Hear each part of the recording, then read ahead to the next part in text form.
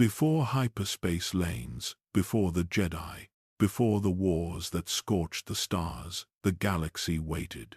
Not in silence, but in sleep. There were no republics, no Sith, no warships screaming across the void. There were only scattered worlds, untouched and unseen by one another. Entire civilizations lived and died without knowing anyone else existed. And above them, the stars did not guide. They only watched.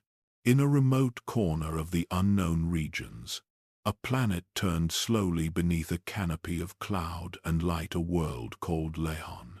It was not known by that name then. The stars had not yet been mapped, and no one had given meaning to the dust between them. But it was there, humid, ancient, wrapped in blue seas and green jungles. And beneath its forests, something stirred. The Rakata were not born evil. They were born hungry. They crawled from the oceans and learned to walk upright, like many species did. They learned fire. They learned to shape bone into weapons. They built homes from the trees and hunted in packs through the underbrush. They formed tribes, painted symbols on rocks, and told stories about the sky, stories passed down through blood, not language. They feared the darkness, not because they did not understand it, but because it felt familiar. Every few seasons, one would be born different. Not stronger, not smarter, just more aware. The wind would shift around them. The trees would lean. Predators would stop before striking. These ones spoke less. They hunted alone. And when they killed, the jungle went quiet. The others could feel it, but they had no name for it. It wasn't power. It was presence. The Rakata didn't understand that they were being touched by something ancient, something that moved through all living things, something the galaxy itself had not yet learned to fear. The Force. The earliest Rakata didn't worship it. They didn't meditate. They didn't build temples. They simply acted, and the Force responded. Their rage fed it. Their instincts aligned with it. And in small ways, they began to shape the world around them. The jungle fed their evolution. There were no machines, no scripts, no war. But there was dominance. The strongest Rakata didn't lead by wisdom. They led by fear. Those with the strangest instincts, the darkest eyes, the quietest steps, they were followed. They became warlords, and in time, gods. The first Force users on Lehon weren't trained. They didn't study, they killed. And the Force didn't resist.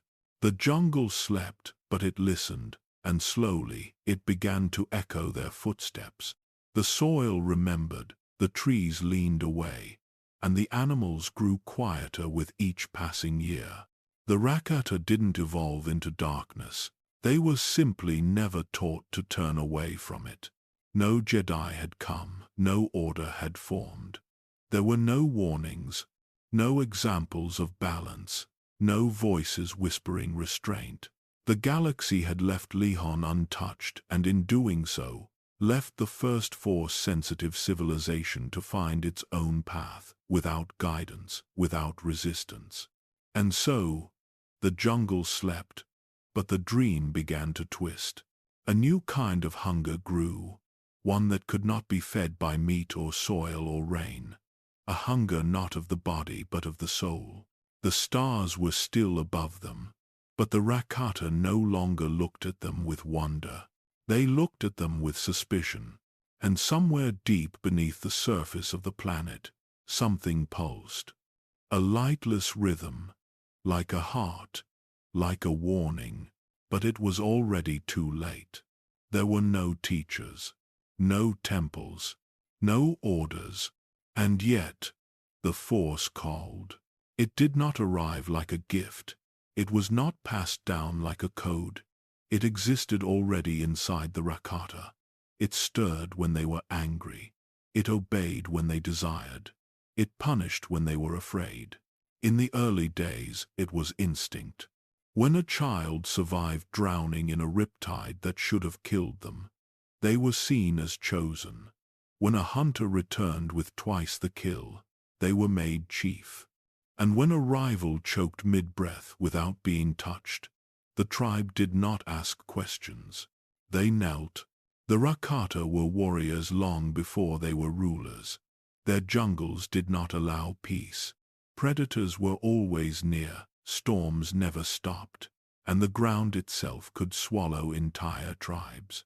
Strength was survival, fear was currency, and the Force made them gods long before they had words for it. At first, it only flowed through a few, the gifted ones. Their eyes burned brighter, their minds saw danger before it arrived, and when their blood was spilled, it didn't always mean death. In the silence between thunder and breath, they heard something else, a rhythm. It pulsed beneath their skin. It surged through their bones in battle. Some could sense life in the trees, others could twist the wind. Most couldn't explain it, they didn't try. But they followed it, and in time, they learned to shape it. One tore the heart from a beast without touching it. One shattered rock with a scream. One lit the air on fire with a glance. These were not scholars. These were killers. And the Force, wild, untamed, and ancient, did not deny them. It amplified them. The tribes began to change. The strong became rulers. The rulers became priests. And the priests became something worse, beings who could not be challenged, because even the world around them bent in submission. They called themselves elders, not in age, but in power. They hoarded secrets. They trained no one. They passed down no truths. If another child showed power, they were taken, not taught, not protected, taken. Some were molded into weapons, others disappeared, and through it all, the Force remained silent. No balance came to stop them. No wisdom came to warn them. The jungle still slept, but now it trembled. One tribe conquered the next, clans merged, fell, rose again. The Rakata no longer saw the jungle as a place of life. They saw it as a battlefield, and eventually, a prison. Their eyes returned to the sky. They began to watch the stars again, not with wonder, but with fury. They were confined to a single world, yet they could feel the strength inside them growing. It was not evolution. It was hunger. And for the first time, that hunger had no limits. Some say the Force has a will, that it seeks balance.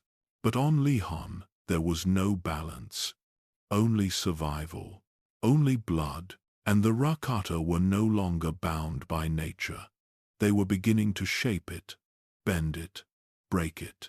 The trees grew straighter where they walked. Beasts avoided their scent, and when they killed, the air did not mourn. It watched, as if waiting to be used again. The Force did not restrain them. It responded, and in doing so, it chose them. Not the wise, not the kind, only the strong. They began to speak of themselves in stories, not as people, but as legends. The early Rakata, who could bend the world, were no longer feared, they were worshipped. Their names were spoken like thunder. Their glances became commands, and when they passed, they were buried in stone, not soil. Their bones were wrapped in fire-hardened cloth, and their tools were melted into monuments. The tribes began to build, not homes, shrines. Massive stone towers, carved by hand and shaped with Force-guided precision, rose from the jungle floor. They reached upward, cutting through the canopy, declaring to the stars above, "We are here." Each temple marked a victory, each statue remembered a conquest, and each war fed the next. The Rakata no longer waited for prey. They hunted each other. Warlords with Force-born gifts claimed territories like gods splitting the sky. Clans merged into nations. Bloodlines of power were tracked and preserved. Children were bred for strength. The weak were thrown away.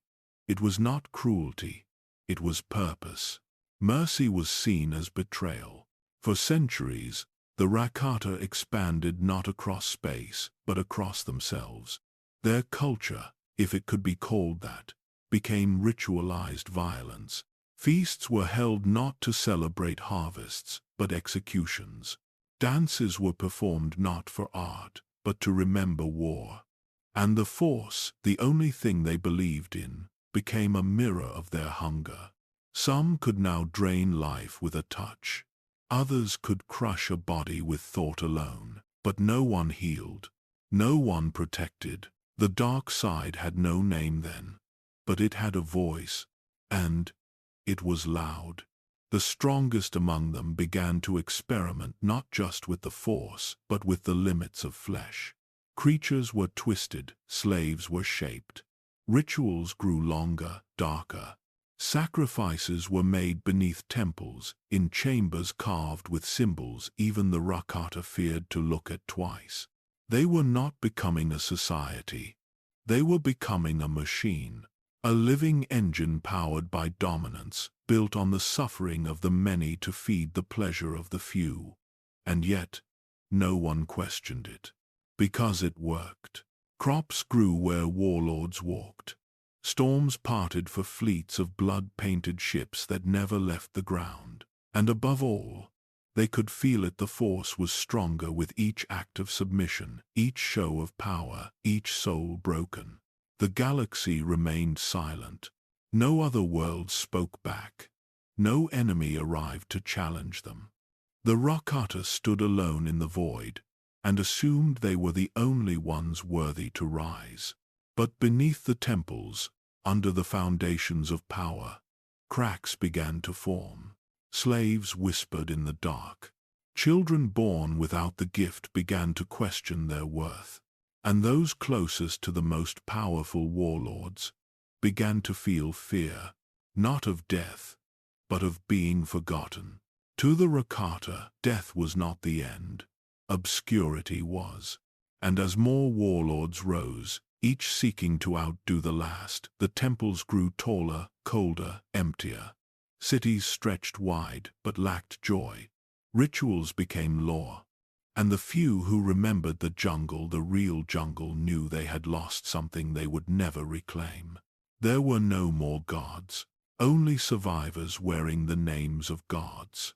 And the Force was still watching. It had not left them. It had not punished them. But it had stopped warning them. It began with a signal, not from the stars, but from beneath them.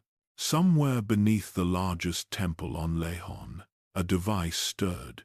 It was not built, it was discovered, buried in the rock, older than any Rakata language. It pulsed not with light, but with intent. And those who stood near it heard things, not with ears, with blood. They didn't understand it, but they didn't destroy it either. They worshipped it. And from that worship came ambition. The Rakata had conquered their world, but it was no longer enough. They had fought every rival, drained every jungle, broken every beast. And yet the Force still burned in them, hotter than ever. It pulled at them, pressed outward, as if demanding to be used on something more. The sky had always been above them. Now they wanted to own it. Their first attempts to leave the planet failed. Fire engulfed their early ships. Primitive metals buckled in the upper atmosphere. Entire fleets crashed back into the ocean. But they learned quickly. What their minds could not solve, the Force could. And what the Force could not grant, their slaves would build. Technology began to evolve not from science, but from command. Machines that bent space, engines that drank power from thought, interfaces that responded only to Force-sensitive minds. They didn't understand the limits of what they built. They only understood that it worked. Their ships grew darker, sharper, alive in a way that defied natural design. They did not resemble exploration vessels. They resembled weapons, the kind meant not to discover but to conquer. And then, one day, a ship did not fall. It vanished into the sky, and returned. It had crossed into the stars. The Rakata had pierced the veil, and with that one moment, the galaxy changed forever. They did not celebrate. They did not wait. They chose targets. Sensors brought back images of distant systems, weak, slow-moving civilizations untouched by the Force. Worlds where no one ruled through fear, where warlords had no power, where the strong shared instead of took. To the Rakata, these places were not alien. They were broken. And so, the first fleets launched. Crude, unstable, and burning with barely restrained power, the Rakatan starships exploded into the void with no banner, no warning, no request for contact. They arrived not as guests. They arrived as gods. The first planetary conquests were not wars, they were slaughters. Primitive civilizations had no defense against force-fueled technology. Whole populations were taken. Those who resisted were wiped out. Those who submitted were broken. The Rakata called this peace. They didn't see stars as destinations. They saw them as stepping stones. Every new world meant more slaves, more resources, more silence from the Force. The more they took, the less they felt. But they blamed the stars, not themselves. And so, the fleets grew. The jungles of Lehan grew quiet. The temples were no longer sites of worship. They became control centers, relay stations, laboratories. And beneath it all, that ancient device pulsed louder. It was no longer a secret. It was a beacon, one that would soon give birth to something far worse than a starship. But for now, the Rakata celebrated. They had shattered the sky, and no one had stopped them. It didn't begin with sight. It began with pressure, something beneath the surface of the skin. A weight, a whisper. The earliest Rakata who felt it couldn't explain it. They only knew that sometimes, when they were angry, things moved. When they feared, things stopped. When they killed, they felt something respond. The others didn't understand. They obeyed. The ones who carried this unseen flame rose quickly, not because they demanded power, but because power followed them. The jungle bent for them. Beasts would freeze mid-charge. Trees would fall in storms that never touched their bones. Their very presence shifted the air. And still, no one had a name for it. No one asked where it came from. The Rakata were not builders of thought. They did not question gifts. They used them. They took what they could, broke what resisted, and consumed what remained. And this new thing, this invisible power, made that even easier. Some believed it was the jungle itself, rewarding the strongest. Others believed it was blood, passed through generations. But the truth was far older. The Force had found them. It had not spoken to them. Not in dreams, not in visions, but in silence. And they had answered in the only way they knew how, by dominating it. One of the first known among them had no name. His body was twisted, even for a Rakata. His arms longer, his jaw heavier, his voice low, wet and wordless. He could not speak in the ways others did. But when he grew angry, the earth cracked. When he walked, fireflies died. And when he looked at the stars, they seemed to dim. He was not feared because he killed. He was feared because he didn't have to. By the time he reached adulthood, his entire tribe had submitted. They did not kneel out of respect. They dropped to the ground from pain, from voices in their heads, from pressure in their skulls. He never struck. He never spoke. He simply was. The Rakata began to realize this power was not merely strength. It was command. The flame inside them responded to emotion, to dominance, to hunger. And the more they leaned into those instincts, the more it answered. It began to change their eyes, darken their skin, deepen their senses. They could hear things others could not sound, but intention, a heartbeat through stone, a lie spoken before the mouth opened.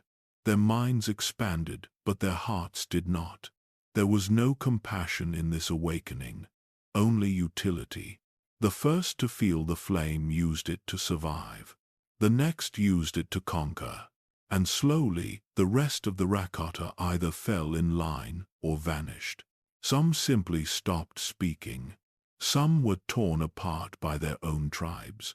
Others began to burn from within, not with fire, but with pressure. Their bodies cracked, their minds shattered. They saw things the others could not, things in the sky, in the soil, in the dark between dreams. Not all were gifted.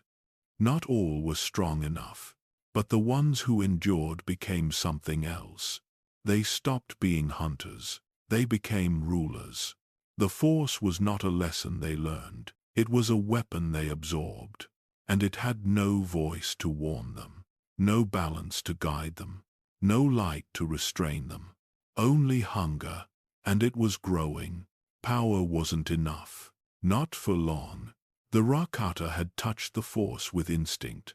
They'd bent the world with raw emotion, with rage and hunger and pain. But instinct fades.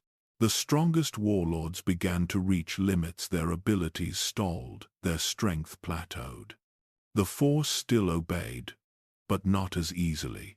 That's when they began to seek, not outward, but down, beneath the temples, into the cracks of the world, into the places light could not reach. And there, something waited. Not a voice, not a figure, not a god. Only knowledge. Stone tablets that no Rakata had carved. Symbols older than language. Scripts they should not have understood but somehow did. And through those carvings came understanding. There had been others before them. Not on Lehon. Somewhere else. Long ago, long forgotten. These beings had known the Force, not as a friend, as a weapon. They had not feared its cost. They had used it to bend life, to shape stars, to erase themselves. And the Rakata began to listen. The scrolls were not teachings, they were warnings.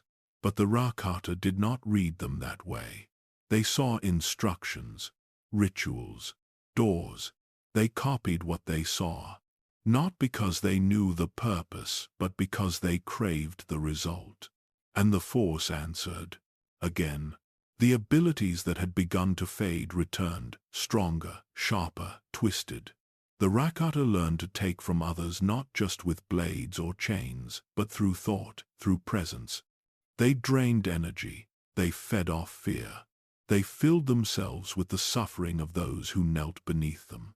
And the Force grew darker, not because it changed, but because they had. A new generation of warlords rose, not born with power, but trained in it. They were taught in silence, in chambers carved with unspoken names. They did not speak unless commanded. They did not eat unless ordered. They meditated not to reflect, but to control. Their minds were sharper than blades. Their hearts were already dead. Some say these teachings came from something inside the planet. Others claimed they were guided by ghosts, remnants of the ones who had carved the first stones. But no matter the origin, the effect was clear. The Rakata were evolving, not into peacekeepers, into predators.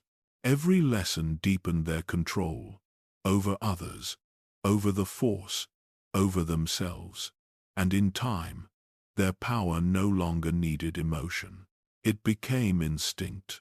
Some could erase pain with a gesture, not to heal, but to keep their slaves alive longer. Others could rip memories from a mind, like threads from fabric, leaving only obedience behind. One warlord, known only for the spiral scar across his chest, learned to speak into the thoughts of thousands at once. His voice drove entire villages to walk into the sea. Not from fear, from faith. They believed he was the Force itself. And he did not correct them. The Rakata no longer learned by experience. They learned by force. Elders punished failure with silence. Those who could not kill with thought were broken by it. There was no balance, no debate, only dominance. Their rituals grew longer, their temples darker, their eyes emptier. And yet, the Force still answered. It did not resist. It did not retreat. It bent. And the Rakata sharpened. The Force was no longer a tool. It had become a taste. The Rakata felt it every time they fought, every time they dominated, every time a slave's mind broke under their will. It flowed into them like breath. It warmed their bones. It filled the space where fear once lived. And as it grew, something inside them began to change. At first, the changes were small. A warlord healed faster than he should have. Another could see in darkness where even animals failed. Some slept less, some ate less. Some felt no pain at all. Their bodies adjusted to the pressure of power. Their minds expanded beyond instinct. And then, the changes grew. Their skin thickened, not like armor, like hunger made flesh. Their teeth sharpened. Their voices deepened. Their eyes lost warmth they no longer needed. They were becoming creatures shaped not by nature, but by the Force they fed upon. But the most terrifying change was not physical. It was emotional. The Rakata began to lose something they never valued until it was gone: restraint. Every victory made the next easier. Every life they took made the next cheaper. Their limits blurred, then vanished. What once required force of will became effortless. What once required anger became simple intention. And the Force continued to obey. They started draining energy not out of need, but out of curiosity. They tore memories from minds not for knowledge, but for sport. They twisted the emotions of entire tribes just to see how long it would take before someone broke. Each warlord felt the same truth rising inside them. Power was no longer something they used. It was something they were. The elders saw it happening, but they did nothing. They had no reason to. Every transformation strengthened the empire they wanted. Every loss of empathy increased the obedience they desired. The Rakata were turning into beings molded by dark instinct, but as long as the temples remained full and their armies grew, no one cared. Some Rakata no longer slept at all. They meditated for days, submerged in pools carved from volcanic stone, breathing only when necessary. Their minds drifted through the Force, not searching for wisdom, but for targets. Others became obsessed with control. They studied pain the way others studied stars. They learned that fear was more powerful when given slowly. They learned that hope made slaves easier to break. And they learned that the Force tasted richer when taken from someone fighting for their life. Hunger became their teacher, and there was no end to its lessons. One warlord, born with pale skin and silent footsteps, discovered a way to drain emotion itself. Not life, not strength, emotion. After he consumed the fear of an entire village, he spoke only one sentence: "It feels like nothing." But that nothing was enough. The hunger grew stronger. Some Rakata tried to resist it. A few young warriors questioned the rituals. Some wondered if this power was changing them too fast, too violently. Some asked if the Force might one day stop answering. Those voices disappeared. Not instantly. Slowly, their bodies were found deep beneath temples, carved with symbols of failure. The message was clear. Evolution was not optional. And so the Rakata embraced the transformation. They saw themselves as chosen. Not by gods, not by fate. By the Force itself, a living power that had given them strength, shaped their bodies, sharpened their minds, and removed every weakness they never admitted they had. And with every change, they felt something else. Not joy, not pride, something colder. A sense that there was still more to take, still more to break, still more to become. The Rakata stopped building for beauty. They built for control. Temples turned into fortresses. Altars became machines. What began as stone markers of ancient belief were now filled with conduits, power coils, and devices. Few understood tools that only responded to one thing, the Force. Not the light, not the balance, only will. Their world changed to match their hunger. The seas were drained for resources. Mountains were mined until hollow. Forests that once whispered with life were flattened, covered in black stone and humming pylons. The energy beneath the planet's crust, once dormant, now flowed through artificial veins not to give life, but to command it. And at the center of it all stood the ruling caste. Not kings, not priests, not thinkers, predators. They had no council, no senate, no diplomacy. They ruled by strength, and the strong changed often. A new warlord might rise from a forgotten bloodline. Empowered by fear and cruelty alone. Titles meant nothing.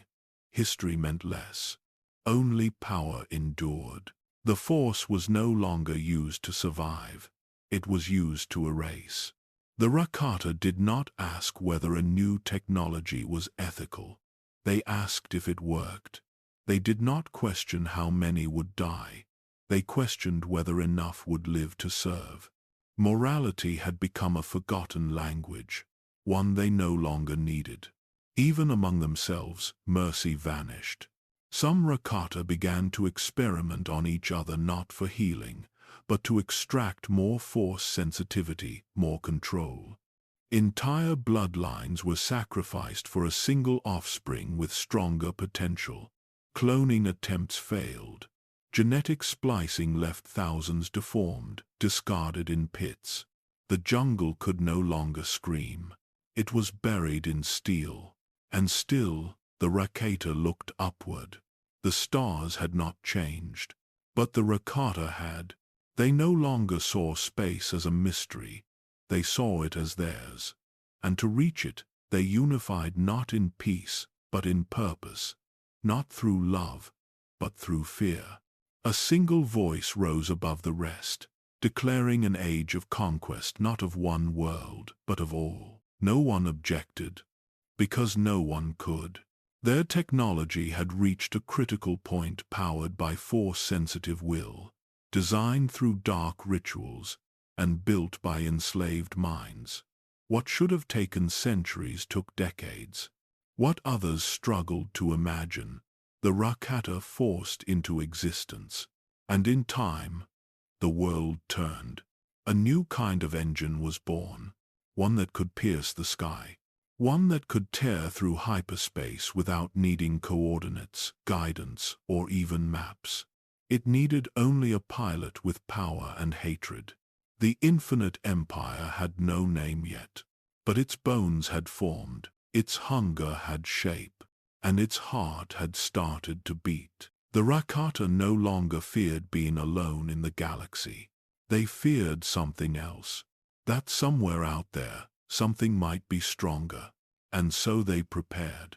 Not to learn, not to meet, to conquer. One ship launched. Then two. Then hundreds. Not with flags. With fire. Lehan watched its children vanish into the void. and did not recognize them. They had started as survivors. They had become monsters, but monsters with purpose. And with that, the age of domination began. Not with a scream, with silence. The first world the Rakata conquered was their own. Not in battle, not with fleets, but with will. Lehon bent itself to them, not because it was weak, but because it had no choice. The Force had made them strong, and their strength had no limit. They reshaped the land not as caretakers, but as masters. Not to survive, but to rule. The oceans were the first to change. Entire reefs were flattened to clear space for landing zones. Coral beds turned into docking pylons. Sea life, once worshipped in tribal chants, was slaughtered en masse, drained for fuel, carved into symbols of control, left to rot as warnings. The waters became quieter, then still. The jungle followed. Where nature once towered in thick green walls, the Rakata cut straight paths of black stone. Each road aligned to the position of the stars, calculated through ancient force-based mathematics. It wasn't about beauty. It was about ownership. The trees did not grow back. The animals did not return. They knew what the Rakata had become. Mountains were broken down into slabs of smooth, obsidian-colored metal lined with thin etchings that pulsed when touched by a force-sensitive hand. No one remembered what the mountains were called before. Their names were erased, replaced with numbers. The planet's very skin became unnatural. They hollowed out caves and filled them with power stations. They cracked tectonic plates to access energy flows buried since the world's beginning. Some areas were left unstable, humming with deep vibrations like the planet itself had begun to weep. But the Rakata didn't stop. They believed pain meant progress, and Lehon had no one left to protect it. Cities were built without joy, monuments without hope. The capital became a grid, a place of silence, of order, of cold mechanical precision where the force could be focused and used more efficiently. Those who lived there were not citizens, they were tools. Everything had a purpose.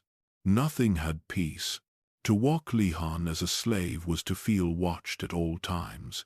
Invisible networks of force-based surveillance reached into every corner. Warlords carved their emblems into the buildings, fighting not for freedom, but for control over who could inflict the most suffering. The planet was no longer home. It was proof that the Rakata could shape nature to match their will. Proof that the Force, when stripped of balance, could become an instrument of transformation. Not the kind that heals, but the kind that buries. Beneath all the expansion, the surface began to fracture. Storms came more often, quakes grew stronger. But instead of stopping, the Rakata reinforced the outer crust. They built anchors into the planet itself. Massive pylons plunged into the mantle, stabilizing the land artificially, even as it begged to be left alone. They did not hear it.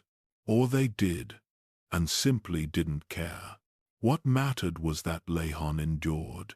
Not naturally, not peacefully, but under their rule. What had once been a living world was now a reflection of everything the Rakata had become. Cold, efficient, obedient. Its beauty was gone, but its purpose had been fulfilled. It was no longer just the place they came from. It was their center, their anchor, their throne. But even the strongest thrones can crack. Even the most obedient ground can remember what it was before. And Lehon had not forgotten. The Rakata did not build temples to worship anything. They built them to control everything. The first great structures rose from the deepest parts of Lehon's crust, carved from stone older than their own species. Each temple was shaped by warlords who used the Force not as guidance, but as a hammer. Blocks weighing thousands of tons floated into place with ease, guided by minds sharpened by hunger. The temples were not silent, they hummed. Low vibrations pressed against the skin of anyone who walked near them, as if the walls were breathing. The air inside felt thick, heavy, bending under the weight of rituals performed for centuries. Slaves could not survive long near these structures. Their minds broke first, their bodies followed soon after. The Rakata took that as a sign of success. Every surface was covered in carvings, spirals, jagged marks, symbols that seemed to twist when not being watched. These carvings were not art. They were instructions, diagrams of rituals that drained life, records of experiments that reshaped flesh, methods of binding the force to objects made of crystal, bone, or metal. Nothing in these halls spoke of peace. Nothing hinted at balance. Only pain. The deepest chambers were not accessible by doors. They opened only when a powerful Rakata approached. Slabs of stone slid apart with unnatural speed. Light glowed from crystals that fed on the force, pulsing like hearts. Some chambers were filled with smoke from unknown sources, smoke that carried whispers. These whispers were not language. They were memories, echoes of those who died during the rituals performed there. Not ghostly forms, the Rakata did not commune with the dead, but impressions. Leftover thoughts burned into the walls by agony so intense it had nowhere else to go. And still, the Rakata returned. Because the temples were more than monuments, they were engines. Each one anchored to a point in the planet's energy grid, a network of natural force currents that ran beneath Lihon like a hidden map. The Rakata had learned to manipulate those currents, redirecting them through conduits and crystal arrays. They could enhance their own power, weaken others, or bend life into shapes that nature had never intended. Some temples were built over ancient wounds in the world's scars, left by unknown civilizations long before the Rakata existed. They found those scars by accident, but once discovered, they turned them into laboratories. Those who entered them seldom returned unchanged. One warlord, seeking to increase his strength, sliced open a portion of the chamber's floor and exposed a swirling fissure of energy. When he reached toward it, the force surged into him with such violence that his body nearly collapsed. He left the temple unable to speak, his skin covered in glowing lines that dimmed only when he slept. Another warlord brought prisoners into the lowest halls to test new forms of torture enhanced by the force. The screams traveled upward, echoing through the stone, shaking dust loose from the ceiling. The Rakata listened not with horror, but with fascination. The temples had become classrooms, teachers of suffering, libraries of domination.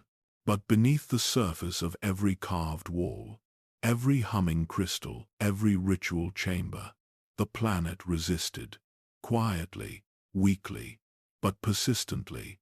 Lihon was alive, and the temples were wounds carved into its flesh.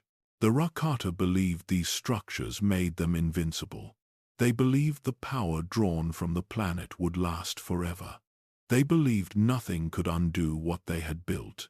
But even a world forced to obey can remember what it was before. And one day, it remembers loudly. Lihon had no moons, no natural satellites. Only stars that drifted cold and distant above its surface, watching, unmoving, unreachable. But the Rakata were never content with the surface. Their hunger rose upward. It began with stations crude at first, barely more than platforms braced against orbit with the force. They weren't meant for life. They were meant for eyes, surveillance, domination from above. Machines that could see across continents, hear whispers beneath temples, track the slightest movement from those deemed disloyal. These stations formed a ring, not of defense, of control. And they grew. What started as watchers became weapons. Force-linked platforms with energy beams capable of leveling entire jungle regions in seconds. Not precision strikes punishment. Entire villages were erased without warning. No survivors. No messages. Just silence. The Rakata did not call it conquest. They called it correction. From orbit, they learned to manipulate the planet's weather. Cloud patterns shifted by artificial influence. Storms summoned over rebel territories. Lightning strikes sharpened into surgical tools of fear. Rain withdrawn from regions meant to be starved. The planet no longer breathed freely. It inhaled only when permitted. Even sunlight was no longer sacred. Some orbital platforms carried arrays that bent light, casting permanent shadows over areas marked for punishment. Entire regions plunged into endless twilight. Not to kill, to remind. The Rakata had not just taken the land, they had taken the sky, and Lehan knew it. The animals began to migrate toward the sea. Some species vanished completely. Plant life that once flourished in open fields turned gray, then silent. The cycles of nature, once steady and sacred, now bent to the will of unseen machines. But the Rakata didn't look down. They looked farther. Their ships grew larger, stronger, fed not by fuel but by the Force, crafted from designs etched into their minds through rituals. They pulsed with strange energy, ships that didn't just move through space, they cut through it, tearing through hyperspace like claws through skin. Lehan watched its children leave, not with pride, with pain. The orbit filled with docking rings, relay beacons, resource extractors, all connected, all woven into a single grid. A shell of command around a world that could no longer sleep. No part of Lehan was untouched. Even its sky had been rewritten. From the surface, you could see the stations at night. Not stars, not ships. Lines of red and blue, gliding with mechanical precision. Always above you, always watching. Some slaves called them the second sun. They did not rise with warmth. They hovered in judgment. Warlords competed for control over them not through votes, but through ritual combat and assassination. Whoever claimed the highest vantage point in orbit was granted authority over planetary law enforcement. Not protection, suppression. It was said that from one specific station, the Force could be projected downward with such strength that a single thought could still a beating heart from space. Whether it was true didn't matter. Everyone believed it. And belief was enough. The Rakata no longer wondered what the sky might hold. They believed they had become it. And yet, something waited. A stillness between the stations. A pressure beneath the system. Not rebellion, not guilt. A sense that the higher they built, the farther they drifted from something they'd forgotten. The sky didn't belong to them. It never had. It only watched. And one day, it would remember. The Infinite Empire was not declared. It was assumed. Not in ceremony. Not in peace. But in the quiet aftermath of conquest, when there was no one left to resist. And no reason left to pretend. The Rakata no longer referred to Lehan as home. They called it the center, the origin, the source, and they turned it into a throne. The world that once gave them life was now a stage, flattened beneath ritual, scarred by machines, drained by power conduits that reached deep into the crust and pulled energy like blood. Every city became a fortress. Every fortress became a test of loyalty, of strength, of obedience. Those who survived the tests were permitted to serve. Those who failed were forgotten. Lehan did not rebel. It couldn't. Its weather patterns were controlled, its tides were managed, its core monitored. If a quake began, it was corrected. If storms rose, they were redirected. Nothing natural remained. Even time had become artificial. But cracks still formed. Not in the stone, in the Rakata. The more they controlled, the more they feared losing it. Warlords once bound by strength now turned on each other in private. Disputes weren't spoken, they were silenced. Entire clans vanished overnight. Temples were sealed and never mentioned again. Some said the Force had started to whisper differently. Not louder, quieter. As if watching, as if waiting. The power they once absorbed freely now came slower. Rituals became longer. Devices failed without warning. Entire sectors needed rebuilding. And the more they rebuilt, the more they tore the planet open again, deeper, harder, angrier. It didn't matter. The throne had to remain. To the Rakata, Lehan was proof that nothing, not even a world, could resist their will. So they forced it to smile, sculpted new statues, brightened the skyline with artificial suns, laid gold across structures that drained life from the soil beneath them. But the beauty was hollow. The stone beneath it had died. One temple in the southern hemisphere collapsed in silence. No quake, no warning, just a groan, then dust, a fracture in the planet's crust, never explained. Some said it was sabotage, others said it was old, older than the Rakata themselves, older than the Force they thought they owned. They buried the site, not to protect it, to forget it, but memory clung to everything. A warlord once stood at the center of the capital and asked why the sky felt colder even during the day. He was laughed at. The next morning, he vanished. His name was removed from every archive, but others had felt it too. The stillness, the wrongness, as if Lehan was breathing again, just once, as if it had been holding its breath for generations. And now, slowly, painfully, it had exhaled. The Rakata did not listen. They built higher. They drained deeper. They spoke of dominion as if it would last forever.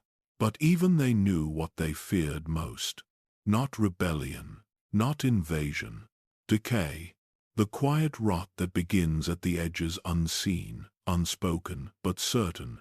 The kind of collapse that doesn't arrive with fire, but with silence, systems failing, power dimming, the Force turning away. For now, the throne stood, but it was heavy, and no one wanted to sit too long. Rakatan machines did not blink. They pulsed. Their ships were not built in factories. They were born in ritual. Slaves did not weld the frames. They were forced to kneel in circles, chanting words they did not understand, while Force users shaped alloys that could feel pain. The hulls of Rakatan warships vibrated softly when touched, not because of engines, but because they were aware. The Rakatan never saw machines as separate from the Force. They saw them as extensions of it. Metal was not a limitation. It was a body waiting to be filled. And so they filled it not with circuits, but with suffering. They built reactors powered by captured life forms, creatures suspended in cages of energy, their pain converted into propulsion. They created star drives that whispered as they activated. Some said the drives cried. Others said the noise was only in the minds of those listening too closely. Rakatan starships were never silent. They moaned. Some of their vessels had no visible engines, no external thrusters. They moved through space with unnatural grace, bent by Force-imbued gravity nodes that tore at nearby fields. The vacuum around them didn't echo. It warped. Inside the ships there were no control panels, no seats, no need. The warlords controlled everything through thought. The cockpit, if it could be called that, was a dark chamber wrapped in red glass, alive with veins that pulsed when a Rakata entered. The ship read their intent. It adjusted its course before orders were spoken. It offered more power when the pilot grew angry, less when they hesitated. It rewarded domination and punished doubt. The ships could not be stolen. They responded only to those who held the Force and only to those who commanded it with cruelty. Jedi could not fly them, not because they were untrained, but because the ships refused to serve anyone who hesitated to kill. This was not an accident. It was by design. The Rakata believed in obedience through terror, so their machines were designed to remember pain. Each starfighter had a black core, a singular device that absorbed kinetic energy from past battles. The more blood spilled aboard, the more efficient the systems became. Some ships were covered in etched bones, not as trophies, as conduits, ritual symbols carved into the remains of enemies, sharpened and fused into the ship's wings, used to amplify signal relays or redirect navigation pulses. The bones hummed softly, still carrying the imprint of their last scream. Even cargo vessels were built with the same logic. They didn't carry goods. They carried prisoners, stacked in hexagonal chambers with no light and no oxygen, only cold air recycled through filters soaked in force-charged minerals. Those who survived transport often lost their minds, and that was the point. It made them easier to break when they arrived. On Lihon, new classes of engineers emerged, not scientists, but sculptors of pain. They worked in teams led by force-sensitive overseers who guided the construction process through meditation, commanding thousands of slaves at once. If one slowed, the whole system punished them. Some Rakata whispered that the ships had souls. Others believed they were extensions of the dark side itself, forged to be used, then discarded once broken. None of them cared either way. So long as the ships obeyed, so long as they killed. They did not need fleets to fill the stars. Only enough ships to make the stars go silent. And as each new vessel left Lihon's orbit, the machines did not blink. They watched. To the Rakata, a body was not sacred. It was material. Flesh was something to be shaped. Minds were circuits waiting to be rewritten. The line between living being and machine didn't exist. There were only useful forms and broken ones. Slaves were not chosen. They were taken. Entire species were evaluated like raw ore. Not for culture, not for spirit, only for traits. How long they could work without rest. How fast their bones grew back. Whether they could breathe in toxic air or survive in darkness. Compassion was not a weakness, it was erased first. They didn't just enslave the galaxy, they modified it. On Lihon, entire sectors were devoted to biomanipulation. Massive forges made not of fire and steel but of needles, chemicals, and force-fueled resonance chambers that reprogrammed cells through sound and pressure. Creatures emerged from these chambers deformed, remade, obedient. Not every test subject survived. That was expected. Survival was proof of function. The ones who lived were changed forever. A worker might return from experimentation with doubled muscle mass and no memory of who they had been.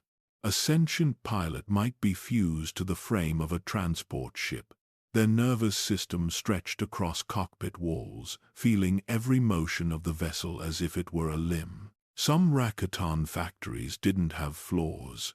They had tissue, organized, stretched, kept alive through tubes and rituals, living platforms that responded to pain. When a slave walked too slowly, the surface grew hot. When a warlord passed, it pulsed softly underfoot, eager to serve. There were no screams, only breathing. Every task had a flesh-bound counterpart. Manual laborers with arms replaced by multi-jointed appendages.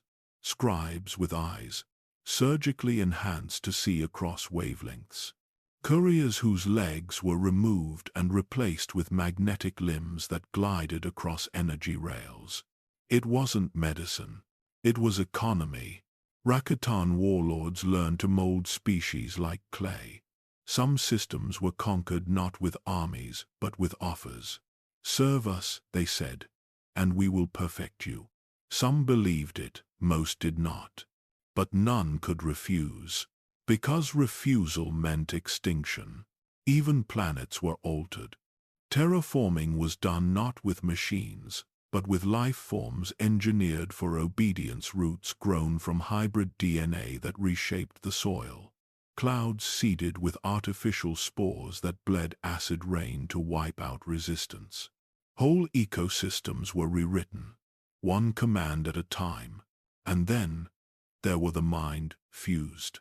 Not soldiers, not slaves, tools, beings whose thoughts had been stripped of will, then bound together in collectives that processed tactical data, planetary logistics, or communications traffic. They didn't speak, they hummed.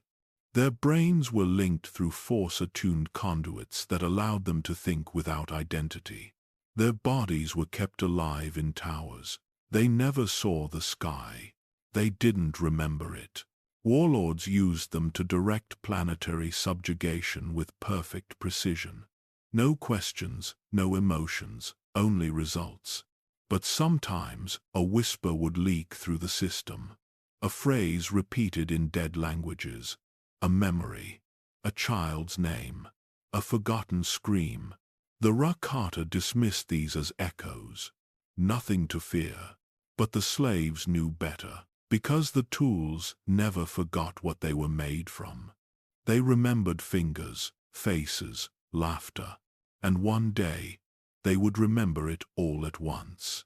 But until then, the empire grew. One broken body at a time.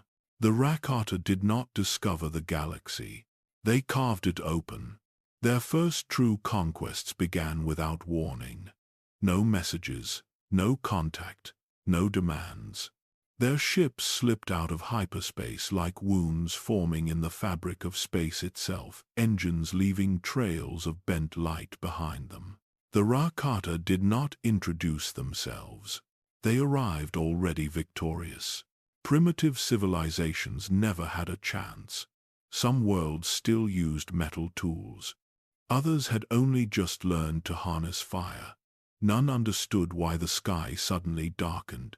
None understood the shadows drifting above them, humming with energy that felt alive and hungry. The first strike was always the same. Silence.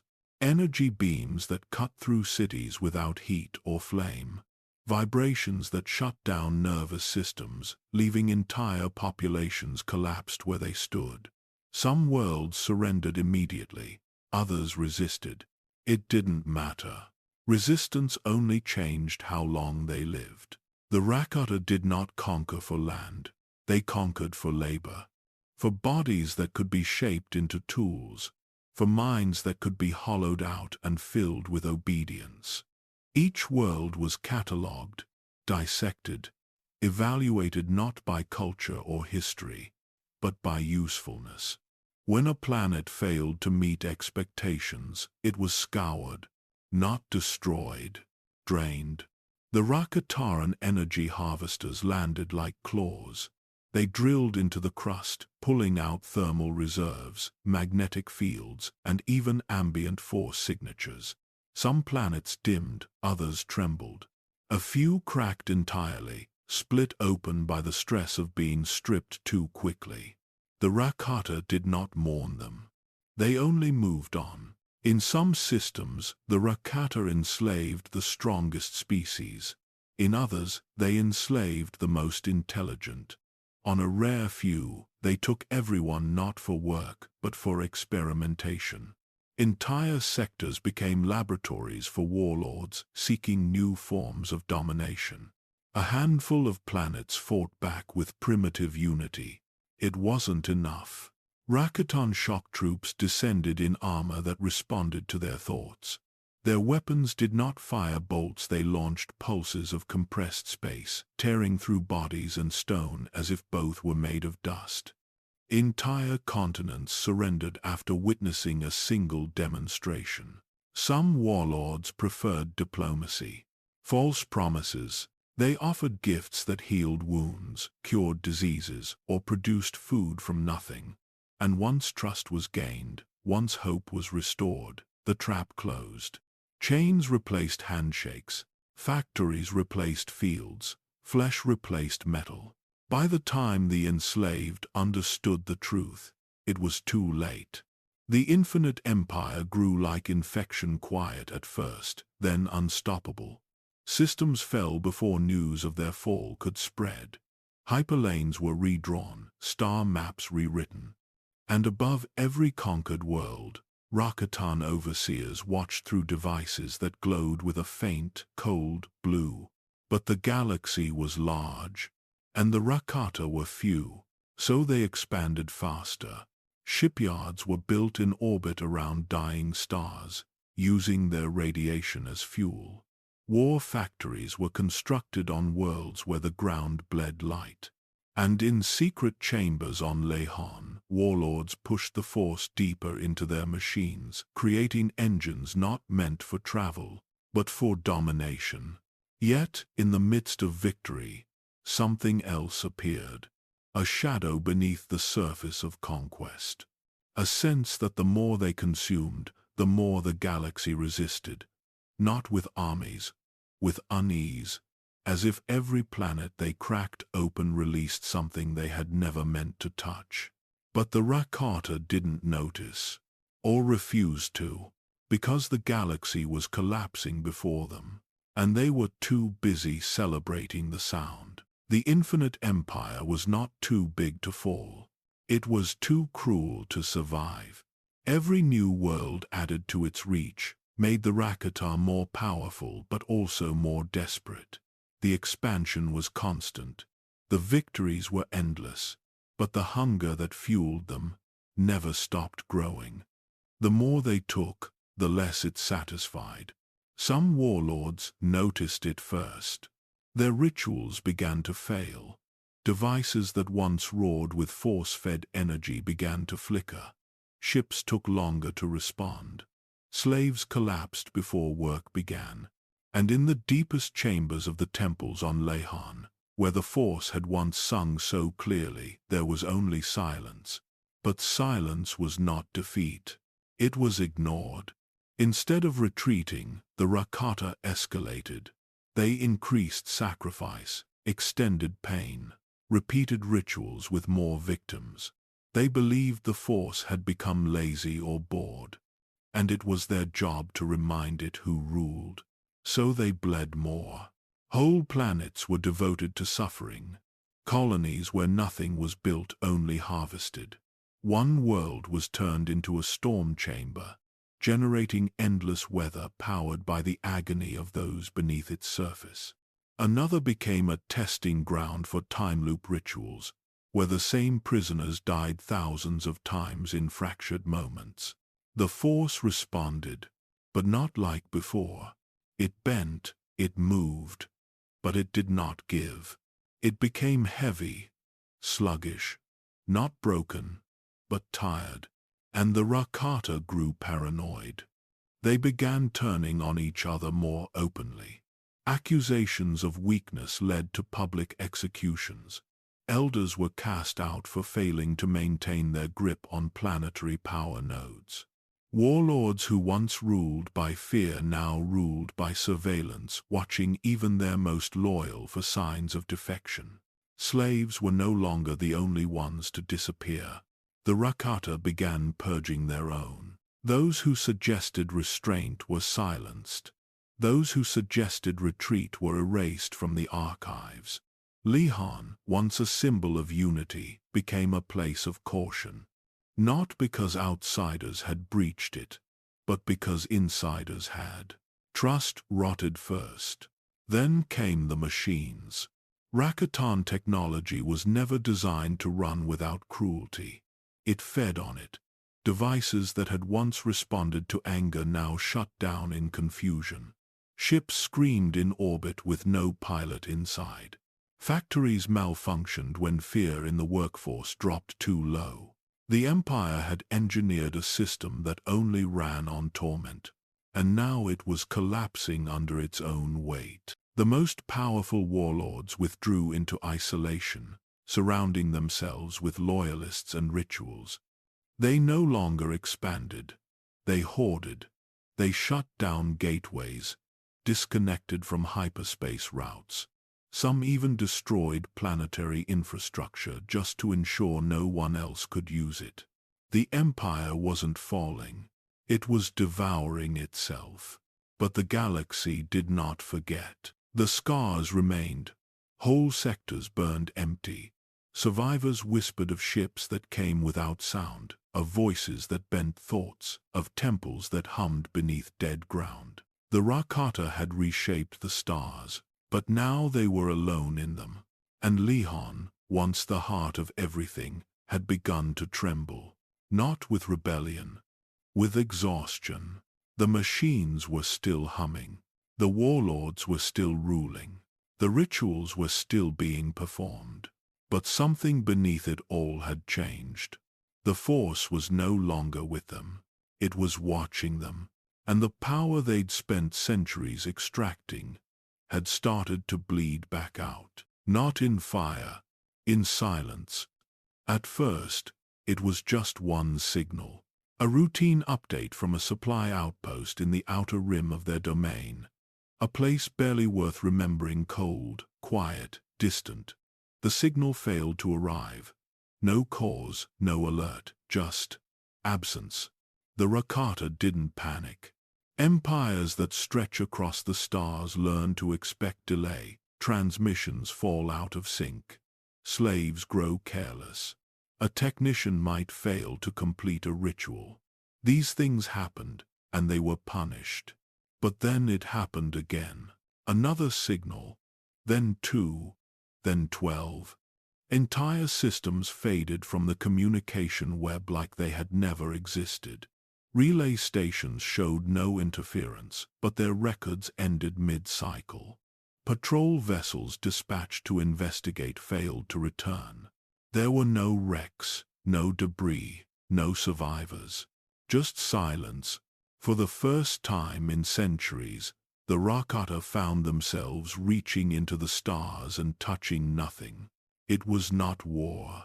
There were no invasions, no fleets burning across the void, no uprisings, no battles. These systems didn't resist. They simply stopped responding.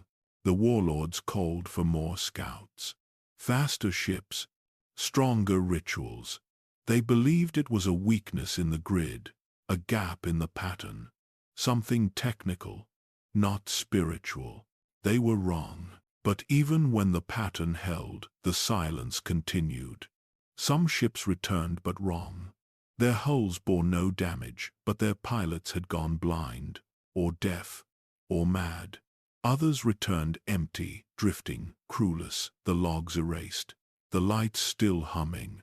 Worse were the ones that never existed. Entire records of slave worlds vanished from databanks. Coordinates that once led to thriving outposts now brought explorers to empty systems, or blank sectors where stars did not match any chart. The Rakata had always believed the galaxy was theirs to shape. Now it was reshaping itself. Lihon received the first official report of a null sector 3 cycles later, a zone of space where no force sensitive could reach through the current. A place where the force did not respond. Not dark, not light, just quiet. Some believed it was a flaw in the mapping software. Others whispered it was punishment. The Rakata laughed. Then the convoys began to fail. Trade between systems had always relied on hyperspace corridors bound by force-linked anchors. But now those anchors drifted. Ships jumped into wrong locations. Some never reappeared. Others emerged too early, torn apart by stress fractures and spatial anomalies no one could explain. The Empire began to contract. Not by choice, by necessity. Lines were redrawn, outer sectors were cut off, routes blocked, supplies thinned. Ritual power loops designed to fuel entire war factories no longer synced. The warlords called it sabotage. They blamed rivals, or weakness, or unworthy slaves. But the patterns didn't lie. The galaxy was falling quiet, one system at a time, and the Rakata, who had once silenced so many others, now stood on the edge of their own stillness. They began to scan deeper, further, past the edge of known space, looking for enemies, but they found only stars, unblinking, unmoving, unimpressed. What they had thought was conquest had been noise, what they had built was not eternal, and what they could not control, they could not even name. The sky was still above them, but now it no longer answered. The Infinite Empire did not breathe through borders. It breathed through motion. Power flowed in loops from Lehan to the stars, from stars back to Lehan. Ritual engines synchronized across systems. Slave convoys rotated endlessly. Communications formed a network of fear and precision. Control was not constant, it was circulating, until it stopped. One of the first breaks came from within a factory moon orbiting a minor trade system. Its energy harvesters ran cold. The mines collapsed without tremors. The command towers fell silent. Orbiting warships arrived to restore order, but found no sign of battle. Just frozen equipment, unmoving slaves, and an eerie hum that no one could trace. The rituals had failed, and no one could explain why. Rakatan devices didn't rely on parts alone. They required pressure, thought, emotion, a constant stream of directed will. When a station stopped functioning, it wasn't just mechanical, it meant the Force had stopped listening. They ran the rituals again. They offered more blood, but the machines didn't respond. From Lehan, the elders ordered a deeper calibration of the power grid, recalculating every temple's alignment, rerouting flows through new pylons. Massive pylons were constructed across dozens of systems, meant to stabilize the failing pattern. But the failures continued. Some planets experienced full blackout. Not just lights, force blackout. No guidance, no enhancement, no response. Warlords who once bent nature now struggled to light chambers. Slaves who once obeyed by instinct now looked up with eyes that didn't flinch. The fear was fading, and without fear the system cracked. The circles had broken. The great wheels of power that had turned for centuries no longer turned in rhythm. Transit schedules shattered. Patrol rotations collapsed. Worlds starved without warning. Communications drifted, some never returned. Orders sent from the core reached no one. And in the spaces where power once moved, silence grew. Not rebellion, not resistance, absence. The Force itself had become inconsistent.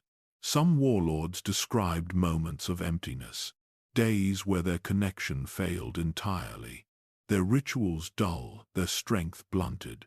Others reported unpredictable surges, explosions of power that burned out mines, ruined temples, or left ships dead in orbit.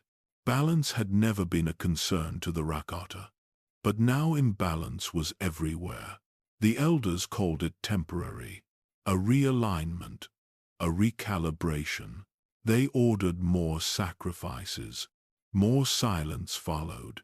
The generators, once living structures that pulsed with clarity, began to degrade. The Force stones they had embedded in the walls grew dim.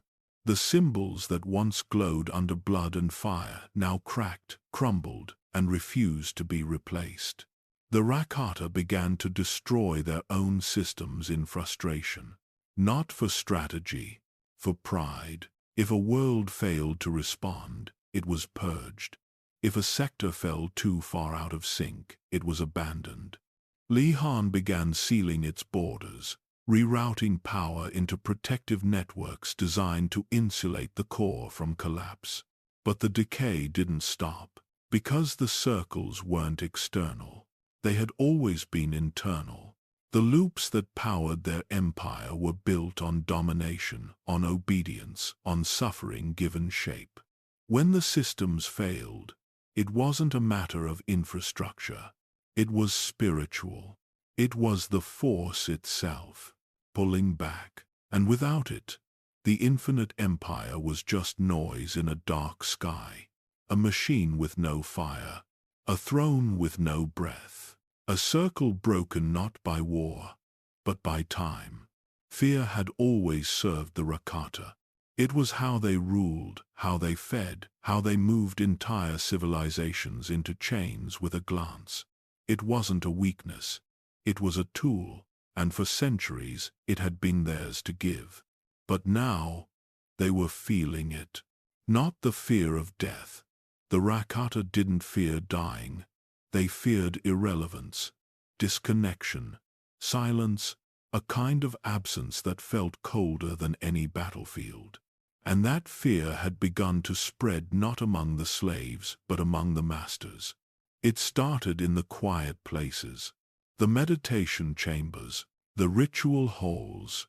Warlords who once touched the Force with ease now found static in their minds, noise where clarity once lived. Others experienced visions not of victory or conquest, but of shapes they could not describe. Whispers in languages not even the Force could translate. They tried to deny it, but the rumors grew. Some said entire systems had been swallowed, not attacked, consumed. Others believed the outer rim of the empire had fallen into shadow, a place where time and space no longer obeyed. A dead zone where even thought collapsed. The words spread in silence, not in speech, in glances, in half-spoken prayers, in the way warlords began fortifying their own temples, not to defend from attack, but from something else. Something they couldn't name, something they didn't want to face. Some called it the hunger returned. Others said it was balance finally catching up. But the most terrifying theory came from within the elder caste. They believed the Force was leaving them. Not in anger, not in punishment, in exhaustion. That it had tolerated them, endured them, until it no longer could. And now, it was receding not entirely, but enough to make everything crack. Enough to make them feel what they had made others feel for centuries. Abandoned. It was a theory no one dared repeat aloud, but it lived in every room, and it breathed behind every shadow.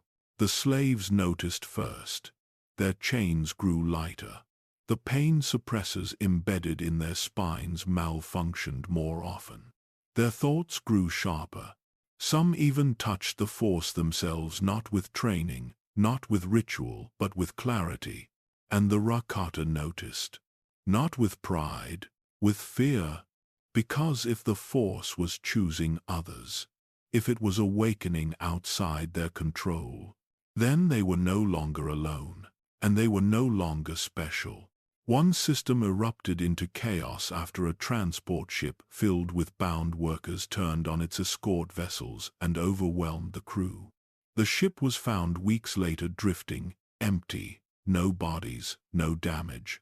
Just scratch marks along the walls and a single sentence etched into the cockpit floor. "We are not blind." The Rakata sealed the record, but the story still spread. Not through data, but through dreams. Some warlords stopped sleeping entirely. Others became violent, paranoid.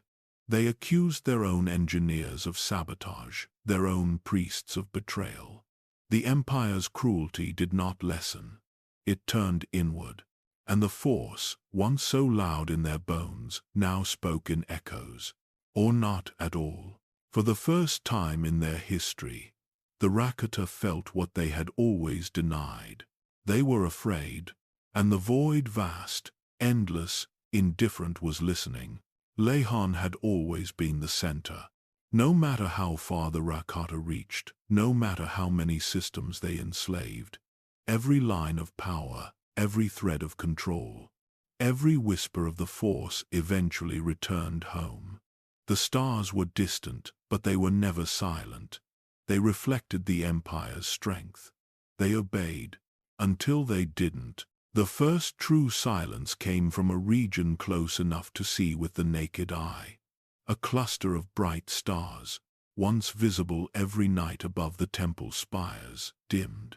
Not faded, dimmed, as if something had passed over them, as if something had swallowed their light. The astronomer cast recalibrated their instruments.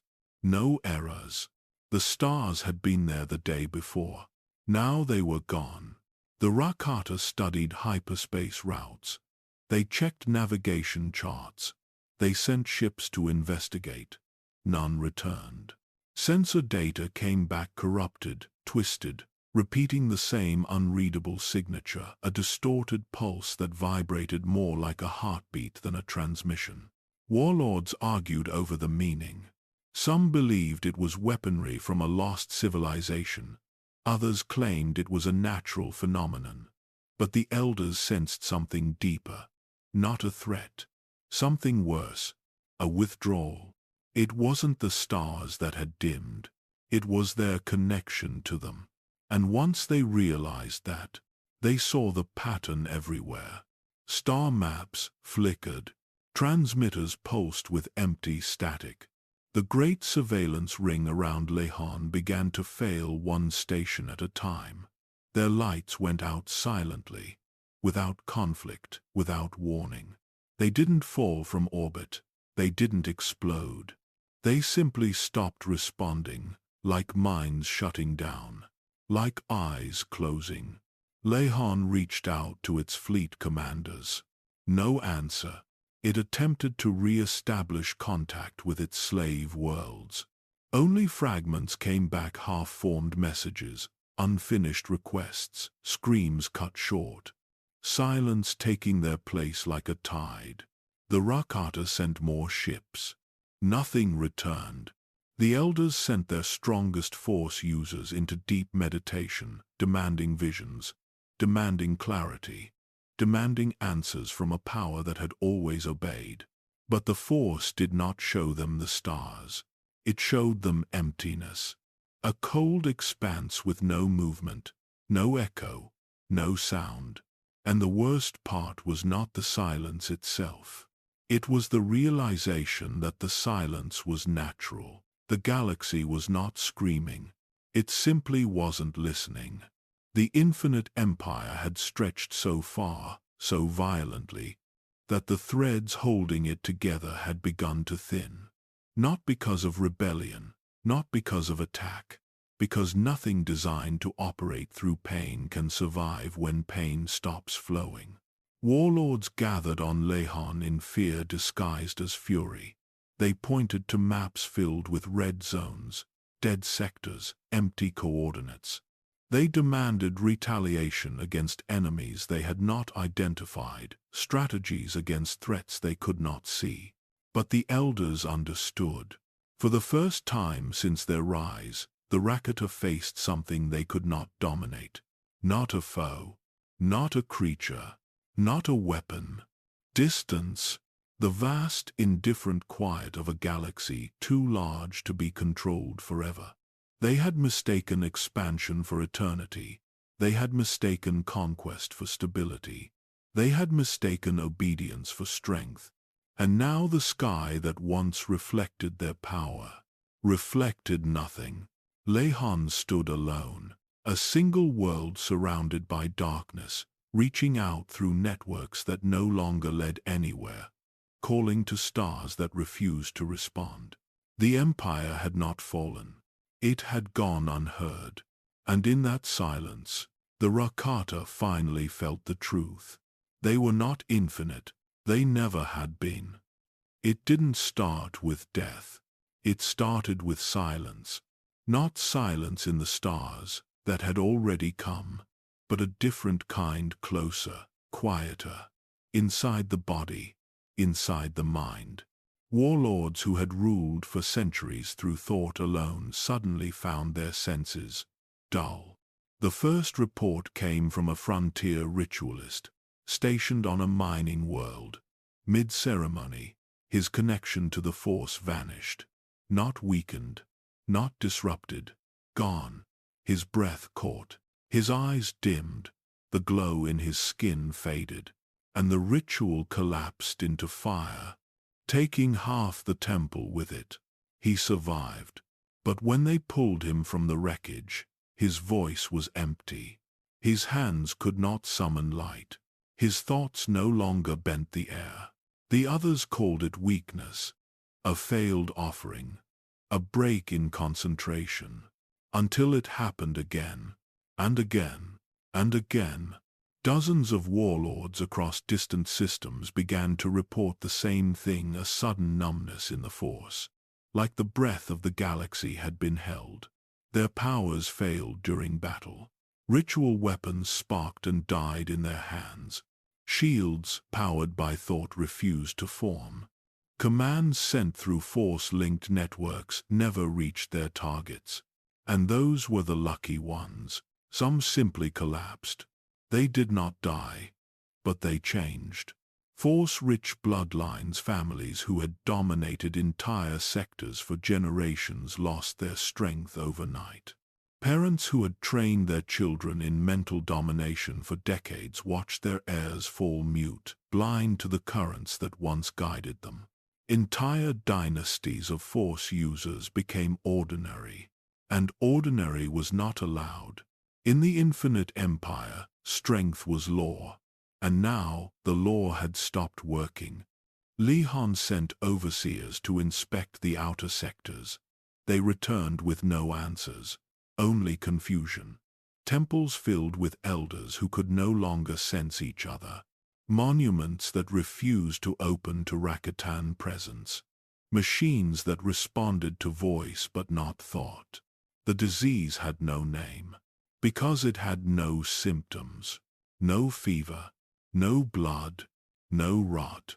Only absence. It spread quickly, not across the skin, but across the connection. It jumped from system to system, through Force bonds, tearing holes in bloodlines, severing rituals mid-prayer. Even the most powerful warlords felt it, not all at once, but in pieces. A lost sense, a failed gesture, a whisper that didn't return. The Rakata did not understand what it meant to be powerless. Now they were learning, not with chains, with stillness. Some called it the collapse of breath, others named it the pale disease, but most said nothing at all, because speaking it made it real, and what was real could not be ruled. They tried to fix it, they bled more, built more, sacrificed more, but the rituals had stopped responding, the stones had stopped glowing, the Force had stopped listening, not in anger, in exhaustion. The Rakata, for the first time, were being denied, and they did not know how to survive without obedience. The sky had gone silent. Now the body followed. The Rakata believed in lineage, not in love, not in memory, in power. Bloodlines were sacred only because they carried strength. A child was valued not for who they were, but for what they could do. And that ability, the Force sensitivity, passed from generation to generation, was their most precious possession, until it vanished. Entire families fell quiet, not in mourning, in failure. One bloodline known for star guidance rituals, navigators who could fold hyperspace with a single thought, awoke one morning without their gift. The youngest child cried when they realized the stars no longer bent to their will. The parents wept in private. The grandmasters performed every known rite of restoration. Nothing returned. Another lineage known for mind domination collapsed in a single afternoon. The moment came during a controlled demonstration, a traditional gathering where a child is taught to still another's breath with nothing but presence. The attempt failed. The child shook. The room fell silent. Then the elders vanished. No one asked where they went. Across the empire, the same pattern repeated. Families that had built their names on fear and blood lost the very thing that gave them worth. And without the force to protect them, their enemies remembered everything. Jealous cousins, shamed rivals, old debts. Retribution came quickly, not from outsiders, but from within. These were not assassinations. These were erasures. Whole branches of once proud houses removed from record. Their names burned, their symbols shattered, their offspring taken as test subjects. The Rakata had never honored weakness. They destroyed it. And now, weakness was being born into them. Some tried to hide it. They faked rituals, staged displays of power using stolen technology. But the deception never lasted. The Force had always revealed what was true. Now, it revealed what was missing. And the more it disappeared, the louder the fear became. Priests claimed that the blood itself had been poisoned, that too many rituals had warped their species, that the connection had been stretched too thin for too long. Some began hunting for answers in ancient texts. Forgotten temples were unearthed, ruins were scanned, DNA was dissected, but nothing worked. The pattern couldn't be mapped. No disease could be isolated. The Force didn't curse them. It simply let go. One elder confessed, just before vanishing, that the Force was never truly theirs, only borrowed. And what is borrowed must one day be returned. No one spoke of her again. Soon, the silence within families became silence between them. Alliances dissolved. Marriages ended. Tribes turned inward, each guarding what power they had left, afraid it might vanish too. Children were tested daily. If a newborn failed to show potential, it was removed. Some were discarded entirely. Others were sent into machines not to fix the sickness, but to see what remained useful. Could the voice of the Force be extracted? Could it be transferred? Could strength be stolen before it faded? The answers were always the same. No, the Rakata were not dying. They were unraveling, and they didn't know how to stop it, because power had been their only truth. Now the blood that once ruled the stars carried only silence, and silence, for the Rakata, was death. The Infinite Empire had never needed trust, only control. And control had always flowed from the Force. Every layer of its infrastructure, its ships, its weapons, its factories, was built around obedience, not cooperation. Machines listened only to Force-sensitive minds. Communications traveled along currents, powered by rituals. Even planetary functions, weather, power, gravity, were guided by structures built from living design. And now they were failing, not all at once, but in pieces. At first, warships refused to respond. Command inputs echoed with no effect. Control interfaces dimmed. Engine cores, once responsive to thoughts of rage or fear, flickered and went still. Entire fleets hung in orbit like dead things moving only when towed, blind and slow. Then came the factories. Systems that once built weapons through resonance and thought began stuttering. Assembly arms moved erratically. Drones failed to activate. Forge matrices shattered when exposed to unstable force fields. The machines weren't broken. They were hollow. They had forgotten how to listen. The same was true on the surface. Security systems failed to recognize their masters. Doors designed to open only for high-caste warlords remained sealed. Sensor grids blinded themselves. Ritual alarms no longer triggered. And in the absence of fear, slaves began to walk freely. Not in defiance. In confusion. The air itself felt different. Ritual zones had always pulsed with heat, with energy, with pressure. Now they stood still. The vibration gone. The hum reduced to a faint, meaningless buzz. Structures built to reinforce force energy now stood empty, like lungs that could no longer breathe. Some warlords ordered immediate restoration efforts. But the engineers had no solutions. Their blueprints were incomplete. Their machines were part alive, part sacred. And both parts had failed. No amount of fuel, wiring, or sacrifice could restore what had been lost. Because what was failing wasn't mechanical. It was spiritual. The Force had powered more than their minds. It had powered their identity. And now, as it thinned, so did their sense of purpose. Some warlords began using more primitive methods. They reverted to manual switches, rewired control nodes, stripped out the Force-sensitive cores, and replaced them with basic tools.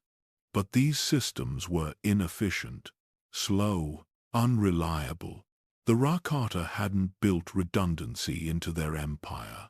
They hadn't needed to. And now, as more ships dropped from orbit, as more temples dimmed, as more weapons failed to fire, they were left with nothing but the image of what they once were. An empire without breath. On worlds like Nistri, entire populations of slave workers vanished overnight. Not through uprising, through dispersal. Without force-driven surveillance, without tracking systems keyed to emotion, the slaves simply walked into the forests, and the Rakata couldn't find them. Not because they were hiding, because the machines meant to see them had gone blind. Entire sectors lost contact with their governors. The coordination between systems collapsed. The rituals meant to bind communications across the empire now caused surges, electrical feedback, psychological collapse. Those who tried to maintain the old ways suffered migraines, seizures, madness. The Force wasn't just gone. It was turning against them. One ship tried to escape it. A vessel of elders attempting to flee to the unknown regions, where the sickness hadn't reached. The ship exploded seconds after departure.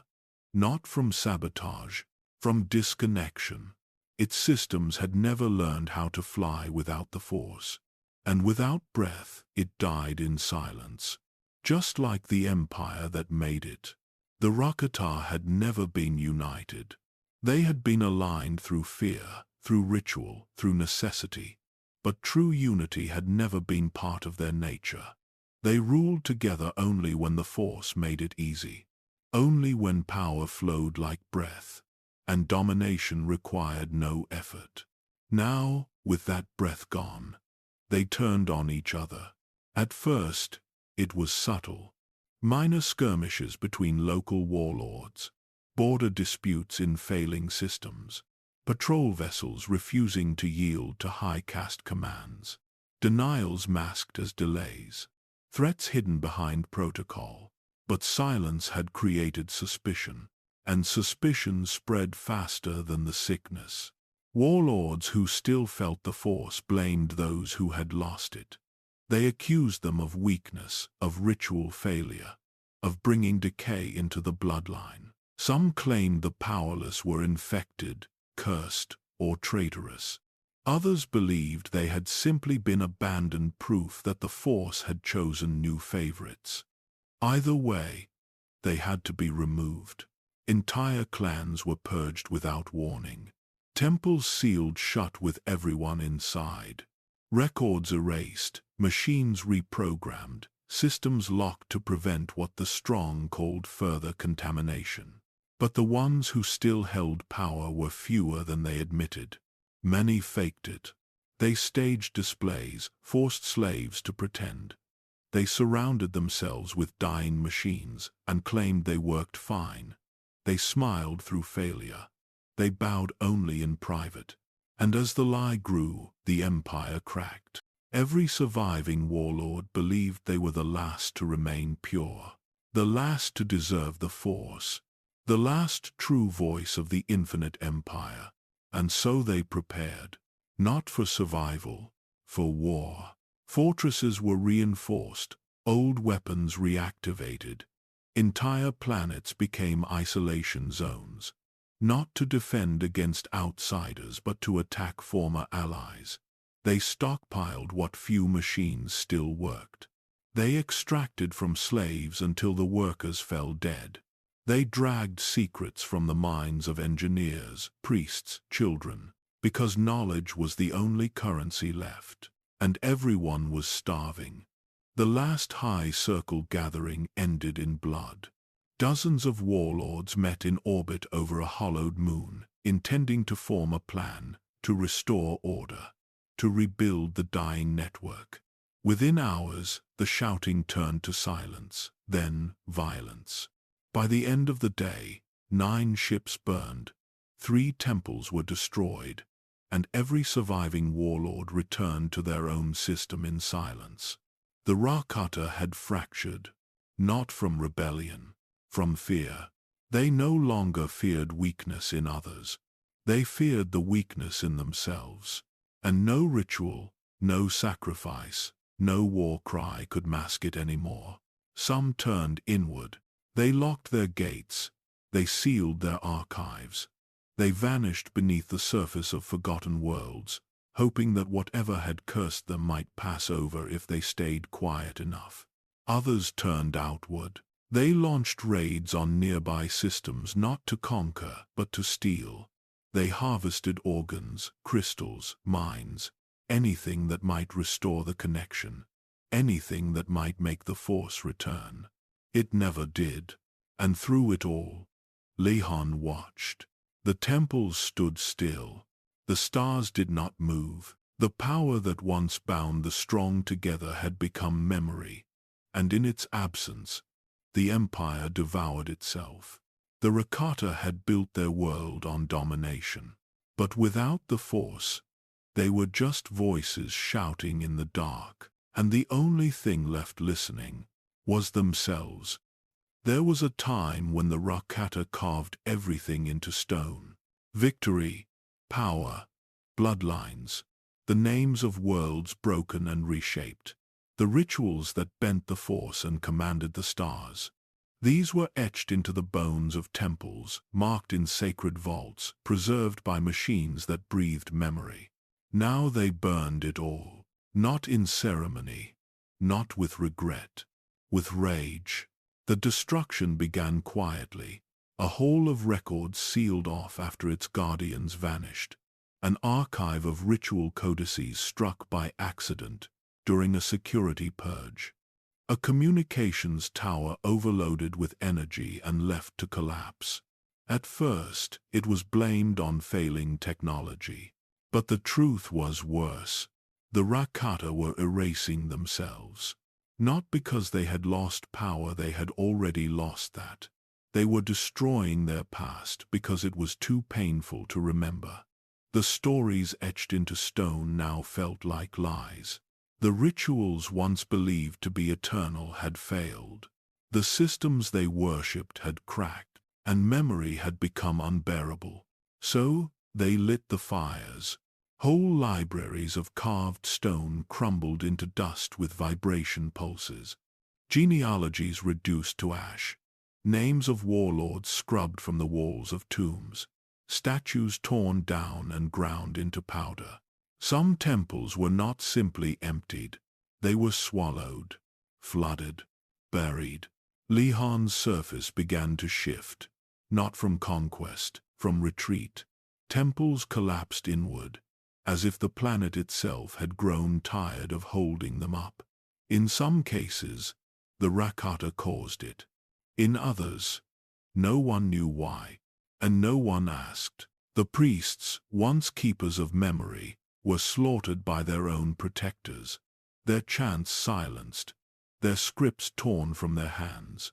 Elders who could still remember the birth of the Infinite Empire were executed in secret, their knowledge seen as a sickness. Because knowledge implied failure, and failure was the one thing they had never learned to endure. Even the children were not taught the old names. What use was history if it led only to this? One warlord famously shattered a wall in his central citadel, a wall that held the names of every ancestor who had ruled before him. When asked why, he only said, "They lost." That was enough. Across the core worlds, machines designed to record every whisper of galactic change were deactivated. Files erased. Temples once devoted to force resonance were gutted and turned into bunkers. Not to protect knowledge, to protect power. What little remained of it, and beneath it all, the force grew quieter still, because memory had been its thread. The chants, the rituals, the echoes, they were not just culture, they were connection. And as each fragment of the past was destroyed, the current of the force became thinner, shallower, colder. Some Rakata tried to preserve pieces. They hid tablets beneath the sand, whispered names to the wind, traced old sigils in secret on the walls of their chambers. But these were the quiet ones, the ones no longer invited to speak. Because in the final days of empire, truth became treason, and hope became something worse, a weakness, so they burned it. Every record that suggested they had ever been more than this. Every carving that implied they once held the stars. They fed their history to the fire, and the fire gave no warmth in return. Only smoke, only silence, only ash. The Rakata had always taken more than they needed. Not because they were greedy, because they believed the galaxy owed them everything. And for a long time, it gave them what they asked for. Food, energy, labor, it all came on time. Slave ships arrived in waves. Tribute flowed without pause. Crops were grown through weather manipulation. Starving species were used to test famine, not survive it. But the circuits that held that order were gone. And the hunger returned, not on the edges, at the center. Lehon itself began to starve. The atmosphere remained thick, storm-wrapped, and humming with artificial light, but underneath the surface, the networks had begun to fail. Food replication centers sparked out. Atmospheric regulators shut down. Storage chambers once filled with preserved meat stood empty. The Rakata had never grown their own crops. They had never needed to. And now they were surrounded by nothing they could eat. Slaves vanished, not in rebellion, but in escape. The bonds that once held them in place no longer worked. Some simply walked into the wilderness. Others turned on their masters, slowly, silently, not with armies, but with absence. Food stores were raided. Infrastructure collapsed. No one arrived to fix it. And those who once ruled 1,000 systems began to eat from storage vats that had been sealed for generations. The sickness followed, not one of the body, one of the mind. The warlords refused to show weakness. They held feasts in darkened halls, serving what little remained, surrounded by guards who had not eaten in days. They sat in silence. They chewed slowly. They lied to each other. But the hunger was real, and it reached deeper than the stomach. Some Rakata turned to rituals. They attempted to extract nourishment from the force. It had worked before when the force was strong. When pain and domination gave flavor to the air. Now it gave nothing. Their stomachs remained empty, and their pride began to rot. Systems on the outer edge of the empire fell first, not to rebellion, to starvation. Warlords too proud to ask for help allowed their worlds to collapse in silence. By the time emergency fleets were dispatched, if they arrived at all, they found nothing but bones. And sometimes not even that. One warlord transmitted a message from orbit above a dying colony. It said only, "We were meant to rule. Why must we beg?" Then the transmission ended.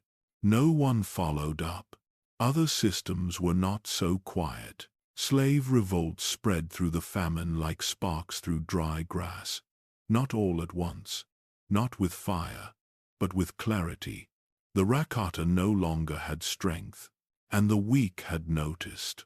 Unarmed workers overran temples that had once drained their blood. Mining colonies collapsed their own tunnels. One species, long believed docile, rigged a Rakatan starport with explosives and erased their captors from the surface of the moon.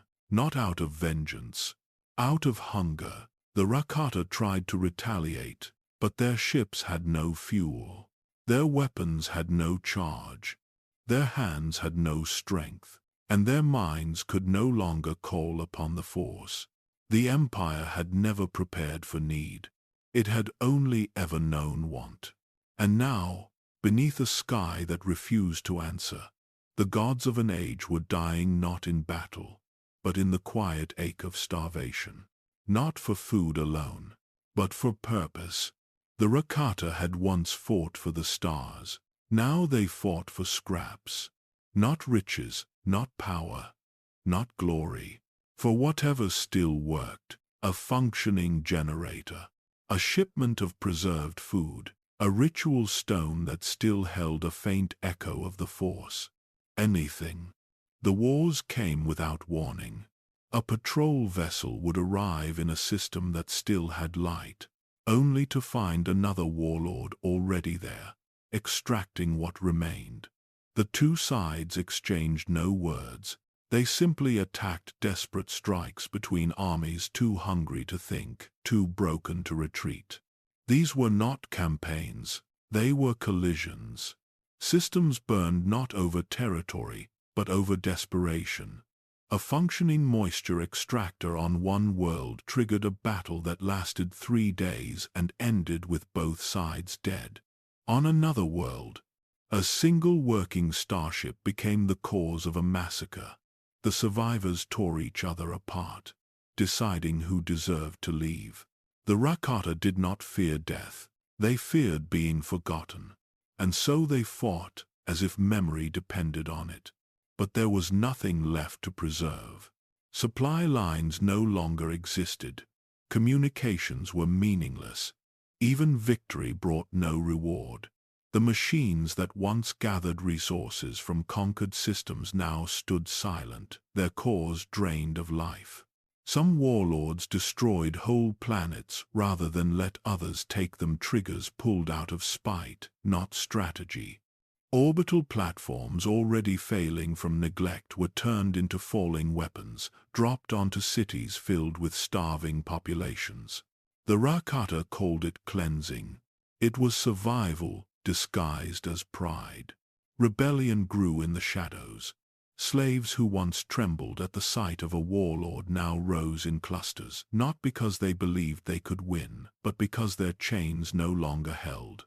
Battles erupted deep inside temples, where weakened Rakatan guards clashed with workers who had nothing left to lose. Sometimes the rebels won, sometimes the Rakata did, but every victory, on either side, ended in exhaustion. No one had the strength to celebrate. No one had the strength to rebuild. The storms came next. Not natural storms, storms born from collapsing weather engines forced far beyond their limits. Strange electrical patterns, spirals of wind shaped by dying machines, tore through cities and erased entire regions. Some called them omens. Others blamed sabotage. But the truth was simpler. The Empire was eating itself.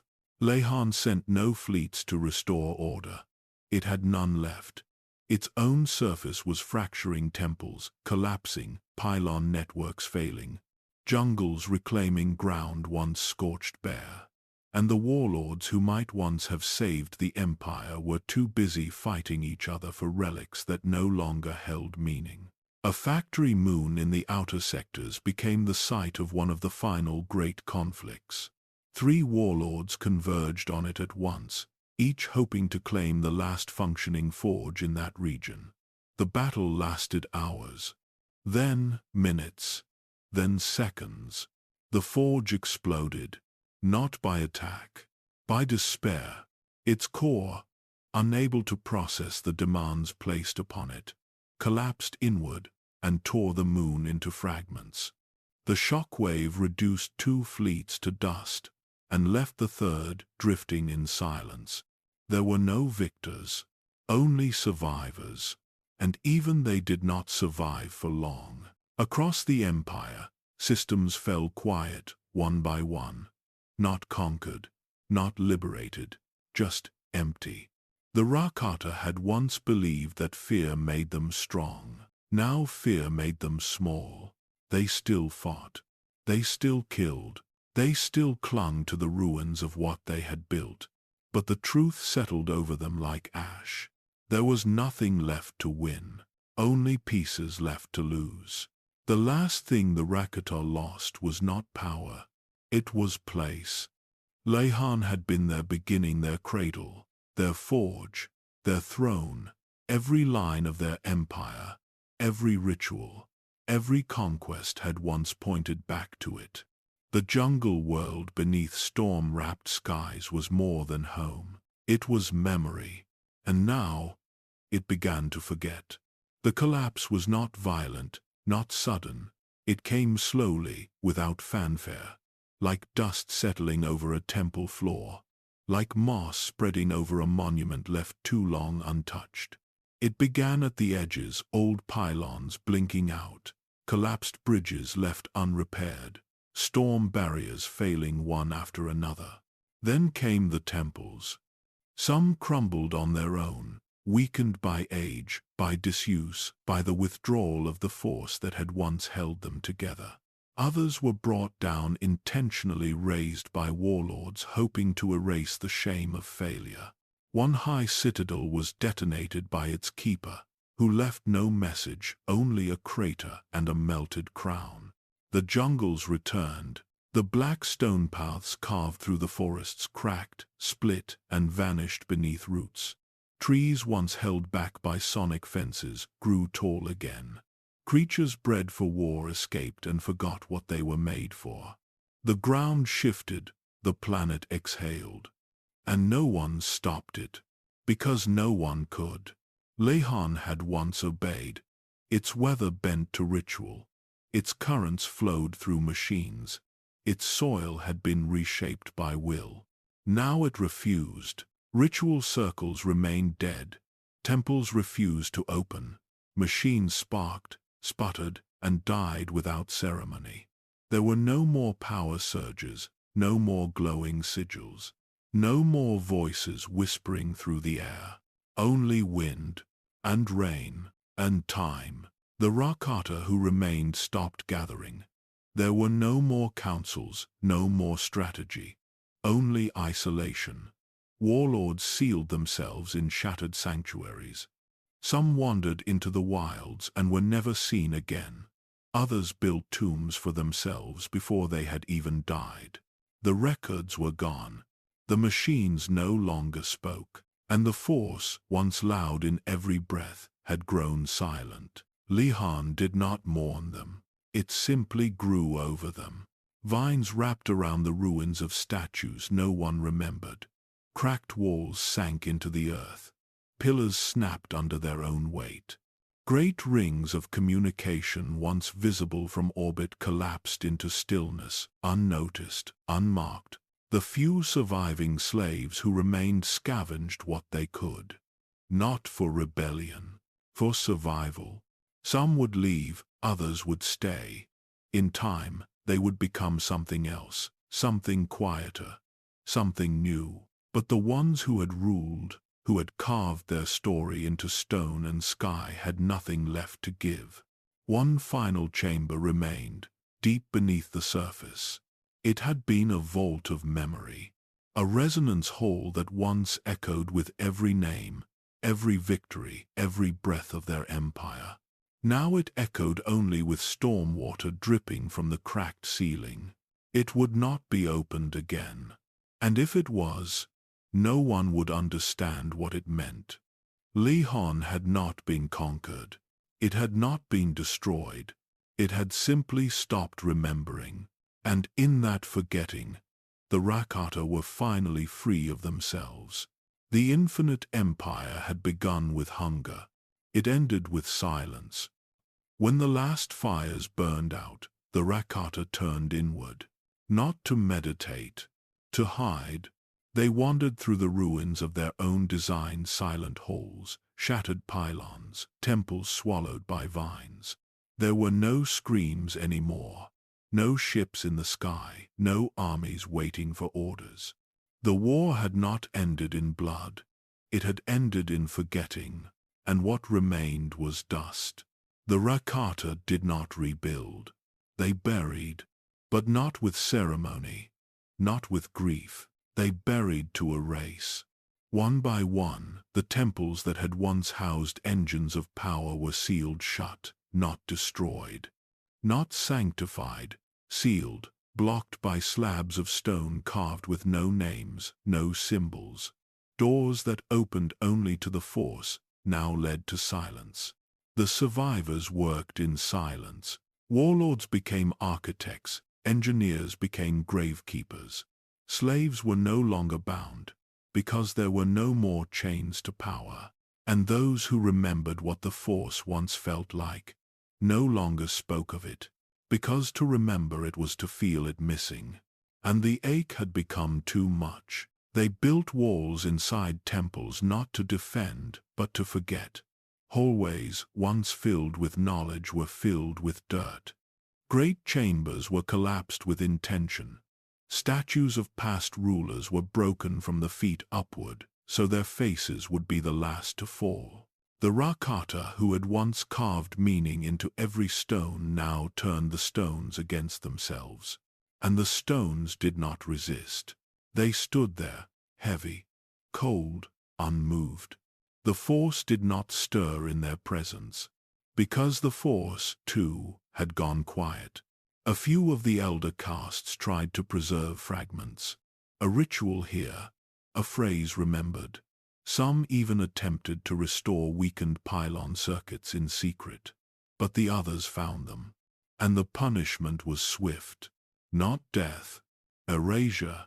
Their names were scratched out, their chambers sealed, their efforts destroyed, one layer at a time. Not because they threatened power, but because they threatened memory. And memory had become poison. The Rakata no longer sought to ascend. They sought to vanish. They turned their temples into tombs, not because they expected death, but because they already felt buried. The world outside had become too large, the galaxy too empty. Their machines no longer whispered. Their rituals no longer echoed. So they stepped deeper into the dark, and made the dark their home. The weather began to shift again. Winds that once obeyed the commands of pylons now howled without pattern. Rain carved channels into stone paths that no longer led anywhere. Lightning struck the same temple wall again and again, until it finally collapsed into itself. And no one came to rebuild it, because rebuilding was no longer part of them. They had tried to become eternal, but the Force had left them behind. And now they wandered through stone corridors that refused to speak, not because they were broken, but because they had nothing left to say. Even the walls knew what the Rakata could not admit. The Infinite Empire was over, and all that remained were hollow footsteps. In halls that echoed nothing back. Those who remained did not call themselves Rakata anymore. They stopped using names entirely. Not because they forgot who they were, but because they remembered too much. The survivors lived in the hollowed-out bones of the empire, not above but below, deep within broken temples and underground vaults, behind stone that had outlived their conquests. They built nothing new. They only closed what was still open. They became gatekeepers, not of knowledge, of shame. The greatest fear was no longer death. It was discovery. That someone somewhere might find them, might see what they had become, might remember what they had once done. And so the Rakata turned their collapse into ritual, a ritual of hiding. Vaults once filled with force-activated star maps were flooded with rock and mud. Doorways that led to the surface were sealed behind multi-ton slabs of metal, designed to never open again. Passageways were booby-trapped, with designs pulled from forgotten wars, not to protect treasure, but to keep the past buried. Entire cities were swallowed beneath dirt. Entire bloodlines vanished. The strongest among them became sentries, not warriors. They stood in silence, guarding entrances no one approached. They carried weapons that no longer worked, wore armor that no longer fit, and stared into darkness that no longer answered. Because silence was safer than memory. The younger ones were taught only fragments that the stars had once belonged to them, and then did not. That power was a sickness passed through blood, and forgetting was the only cure. That to speak of the Force was to invite its judgment. And judgment, they believed, was already watching. They did not speak of the past. They did not plan for the future. They survived in a shrinking present, every year sealing off more of what was left. Not just architecture themselves. The outside world became myth. The galaxy was no longer feared because it was strong. It was feared because it might still be listening. So they buried their voices, carved new languages from silence, trained their children to walk without sound, to think without drawing attention, to kill without leaving evidence. Not for conquest, not for tradition, but because instinct had become paranoia, and paranoia became truth. There were stories told in whispers during lightning storms of Rakata who tried to flee, who stole surviving ships and sought to find the remnants of what once was. None returned.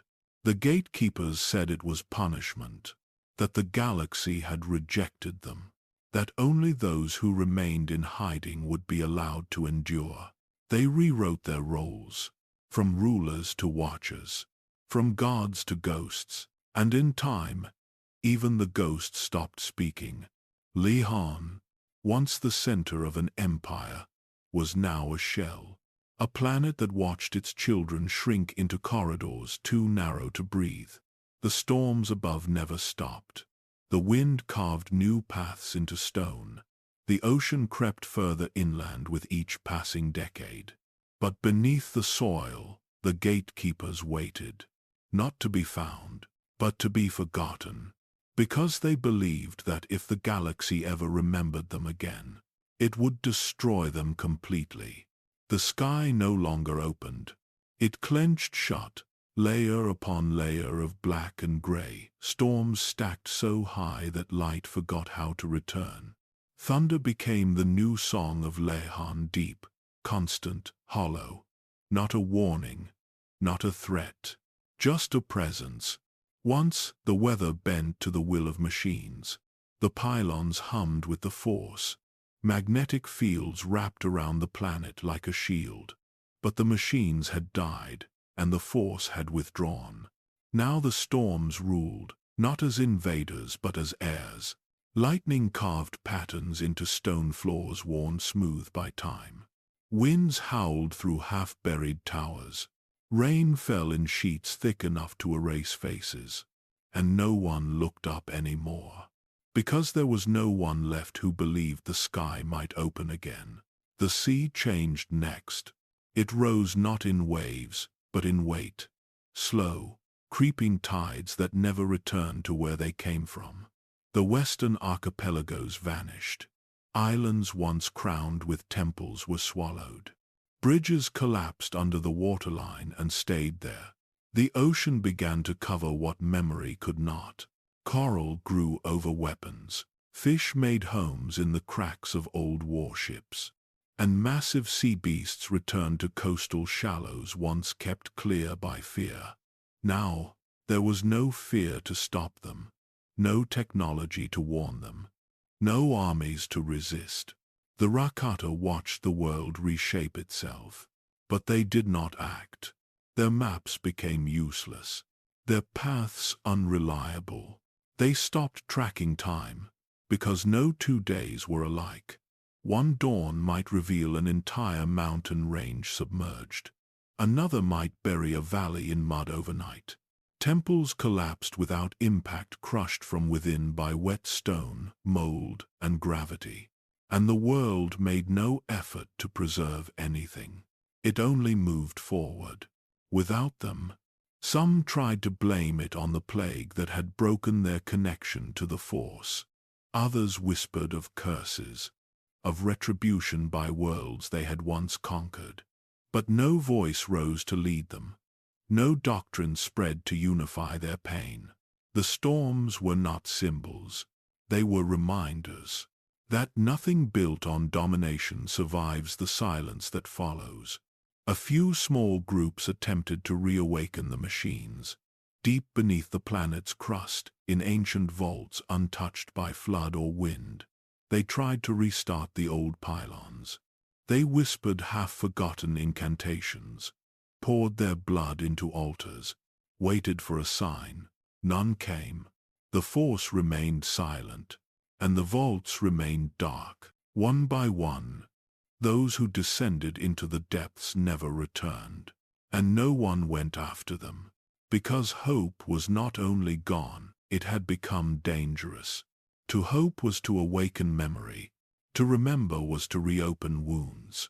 So the Rakata did what no one had expected. They surrendered, not to an enemy, not in battle, but to the planet they had once tried to control. They let the storms take what they wanted. They let the sea rise. They let the jungles thicken, the winds howl, the skies darken, because fighting meant remembering. And remembering had become more painful than extinction. Lehon was not punishing them. It was reclaiming them. Without cruelty, without mercy, without witnesses. They had built thousands. Gates that stretched across systems. Pathways folded through space. Networks of control and power, anchored to the Force. But as the Infinite Empire died, one by one, those gates failed. The last one remained, flickering, unstable, hidden deep beneath the crust of Lehon, where storms could not reach and memory clung to cold stone. It wasn't a gateway to another world. It was a doorway to the end. The Rakata who remained knew what it meant. They did not speak of it, they only guarded it. One century at a time, always silent, always watching. They did not stand there for defense. They stood there to delay a choice. Because once the gate closed, there would be no more exits. No way to return to what had been lost. No witnesses left to remember their fall. Some among them believed it should be sealed forever. Others feared what might come through it if left open. A few still whispered of ancient threats of unknown enemies that had once cursed their blood and stripped them of the Force. But no one dared open it, and no one dared destroy it. So they waited, in silence, in fear, and in time, even that fear began to decay. Decades passed, then centuries. Generations of survivors were born beneath the storms, beneath the ruins, beneath the silence. They learned no names. They memorized no history. Their lives were shaped by caution, ritual, and isolation, until they forgot why they were hiding at all. The gate continued to flicker, but now it was just another piece of the world, a humming scar in the dark, guarded by those who no longer knew what it was. They only knew that to touch it was death, that to speak of it was shame, and that it was the last thing the galaxy had left untouched. No one came. No ships in orbit. No curious explorers. No Jedi seeking answers. The world of Lehan vanished from charts. Myths turned into legends. Legends turned into silence. And the Rakata, once feared across the stars, became whispers buried in stone. The last gate pulsed, and then, one day, it stopped. There was no explosion, no collapse, just a final hum, a soft flicker, then stillness, like a breath held too long, and then released into nothing. The sentries did not react. The rituals did not change, but something deeper shifted. A weight lifted, or perhaps settled, as if the Force itself had acknowledged what had already happened long ago. The Infinite Empire was not destroyed. It had closed itself, one gate at a time, one truth at a time, until nothing remained but silence and soil. Above, the world moved on. Storms drifted, trees grew taller. The oceans cooled, creatures returned to places once sacred. Entire generations lived and died without knowing they walked on the bones of gods. And far below, the last gate waited for no one. A door with no key. A temple with no priests. An empire that ended not with war, but with forgetting. The galaxy forgot. Lehan faded from charts, from stories, from fear. No fleets orbited it. No armies landed.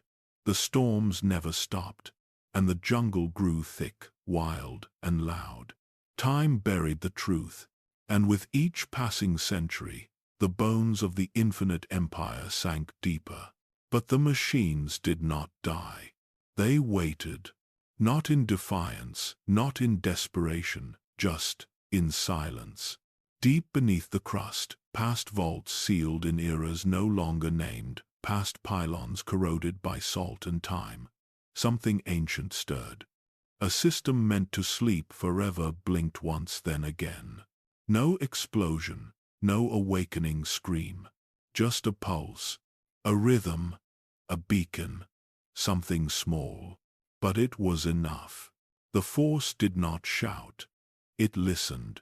And across the stars, someone heard. Not a Jedi, not a Sith. Just a presence drawn to the edges of unmarked space. A hyperspace trail, long dead, flickered faintly through dust. The navicomputer hesitated. Coordinates shifted mid-sequence. But the ship adjusted anyway. The call was subtle, but it reached, not to minds, to memory, to places the galaxy thought cleansed. Lehan was not welcoming. The storms still roared. The gravity still pulled like a whispering hand.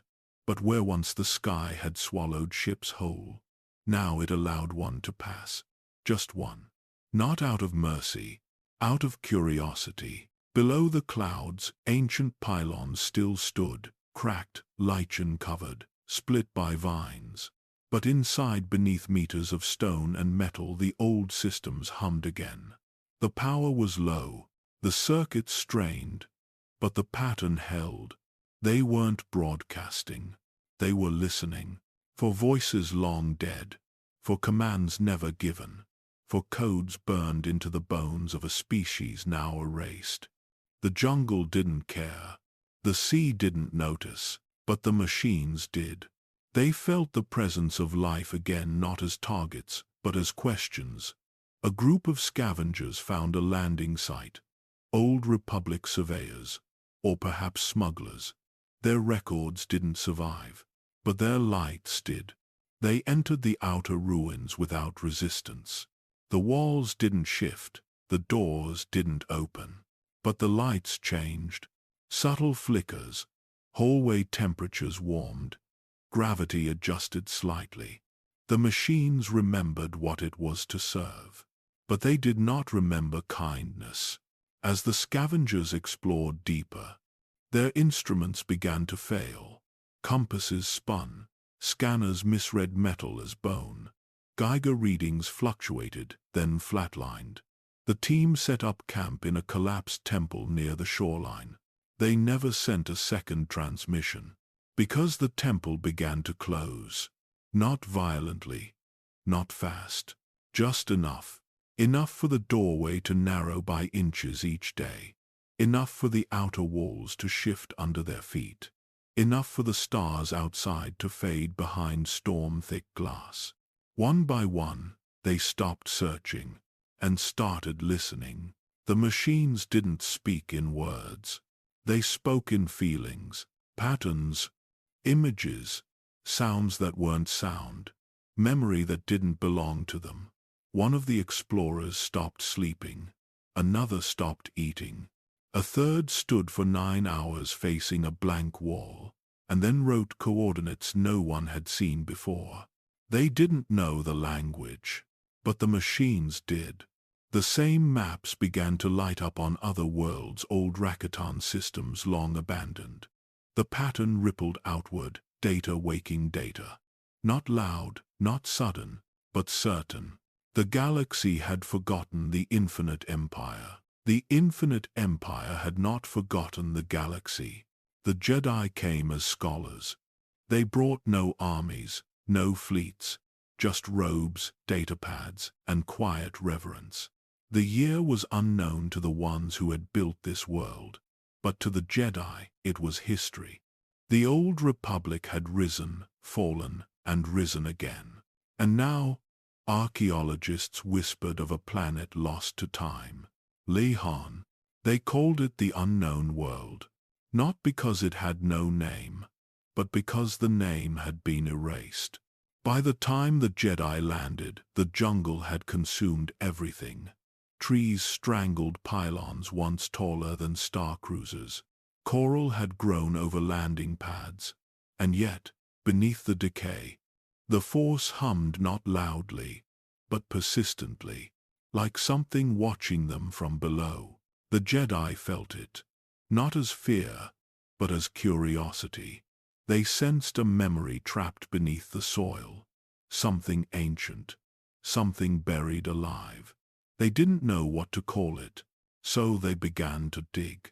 What they found were not ruins, they were structures, intact, quiet, preserved, not by design, but by endurance. The outer chambers opened on their own.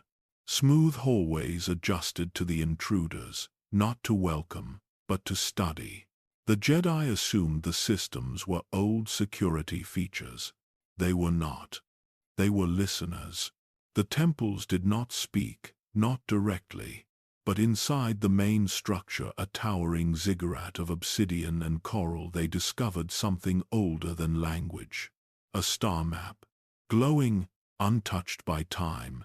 It projected systems the Jedi had never heard of, systems that no longer existed. The map was not static, it changed when they approached, adapted to their presence, showed new alignments, altered positions. It didn't respond to words, it responded to thought, to memory, to the Force. The Jedi believed they had uncovered a tool, but the map believed it had found a master. Not out of loyalty, out of need. For 10,000 years it had waited for someone to command it, not for conquest but for purpose. The last Rakata who touched it had died before finishing a sequence, a pathway incomplete, a signal never sent. Now the sequence was live again. The Jedi noticed anomalies, lights that pulsed in the stone walls, air that thickened when meditating, voices that were not voices, only impressions of fear, of silence, of hunger. One knight collapsed in a meditation chamber after seeing the face of a species he could not name. He said they had no eyes, only mouths. Another knight began hearing distant thunder in her sleep, not outside, inside the temple. They never understood the origin, because they weren't meant to. These halls weren't built for understanding. They were built to contain a language the galaxy had tried to forget. And the Jedi, for all their wisdom, were still young in the shadow of what had once stood here. They reported their findings. The Council was cautious. The Order had seen too many artifacts corrupt the curious. The Jedi on Lehon were rotated out. Their access limited, the ruins were sealed. But the star map wasn't. It remained active. And it had already connected. Other maps, other systems, forgotten technologies long buried in distant sand or drowned under alien seas. The web of the Infinite Empire was lighting up one silent thread at a time. Not bright enough to be noticed, but bright enough to survive. The Jedi thought they had discovered history. They had only knocked on the door. The temple beneath them had watched every step, not because it remembered the past, but because it had been waiting for the future to return. The Jedi left Lehon with caution. The Sith came with hunger, not for history, for advantage. They cared little for who the Rakata had been. What mattered was what the Rakata had left behind. Power buried under centuries of soil. Engines that hummed with echoes of an ancient dominance. Temples that still responded to thought, even if the thoughts were dark. To the Sith, decay was simply opportunity. They landed in secrecy, under storms thick enough to blind satellites. Their acolytes spread through the jungle, guided by whispers they assumed were their own instincts. But the truth was older, deeper. The machines were calling again. And the Sith answered.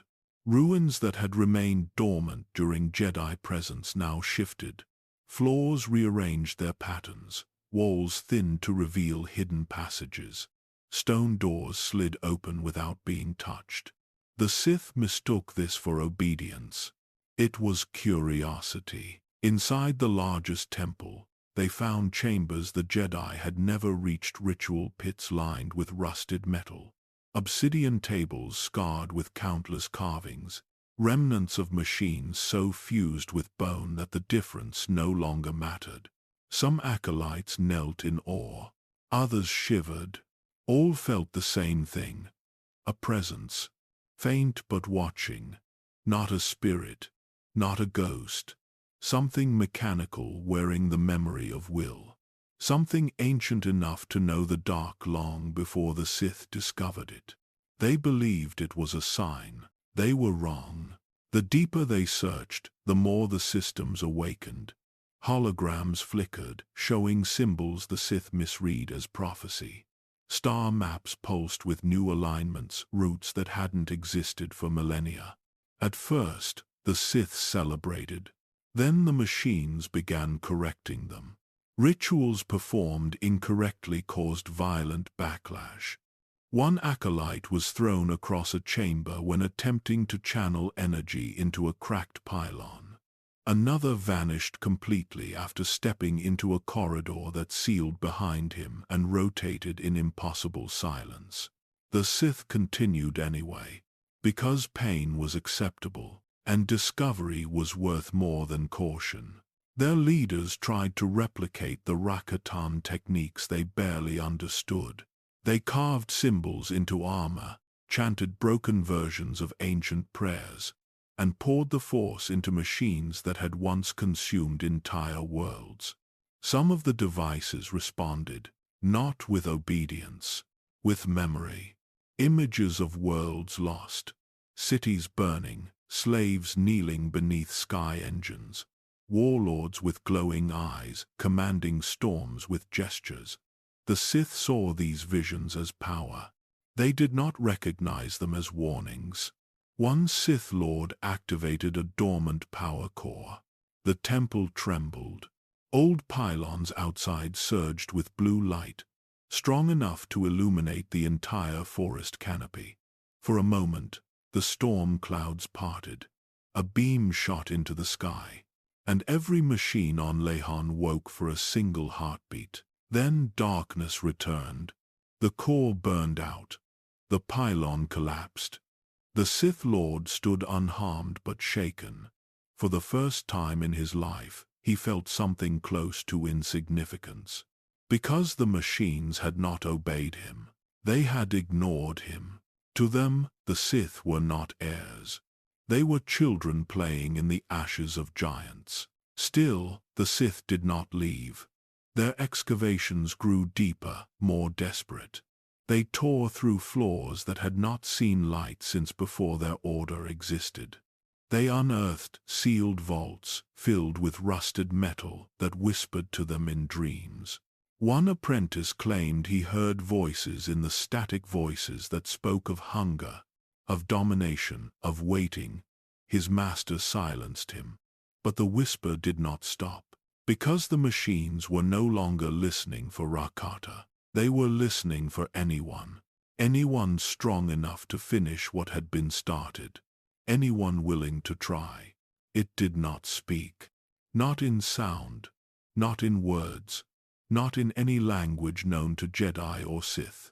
But it moved, quietly, like breath beneath stone, like gravity under stars. The code had never been deleted, only forgotten. And now, it began again. Not as a command, as a memory.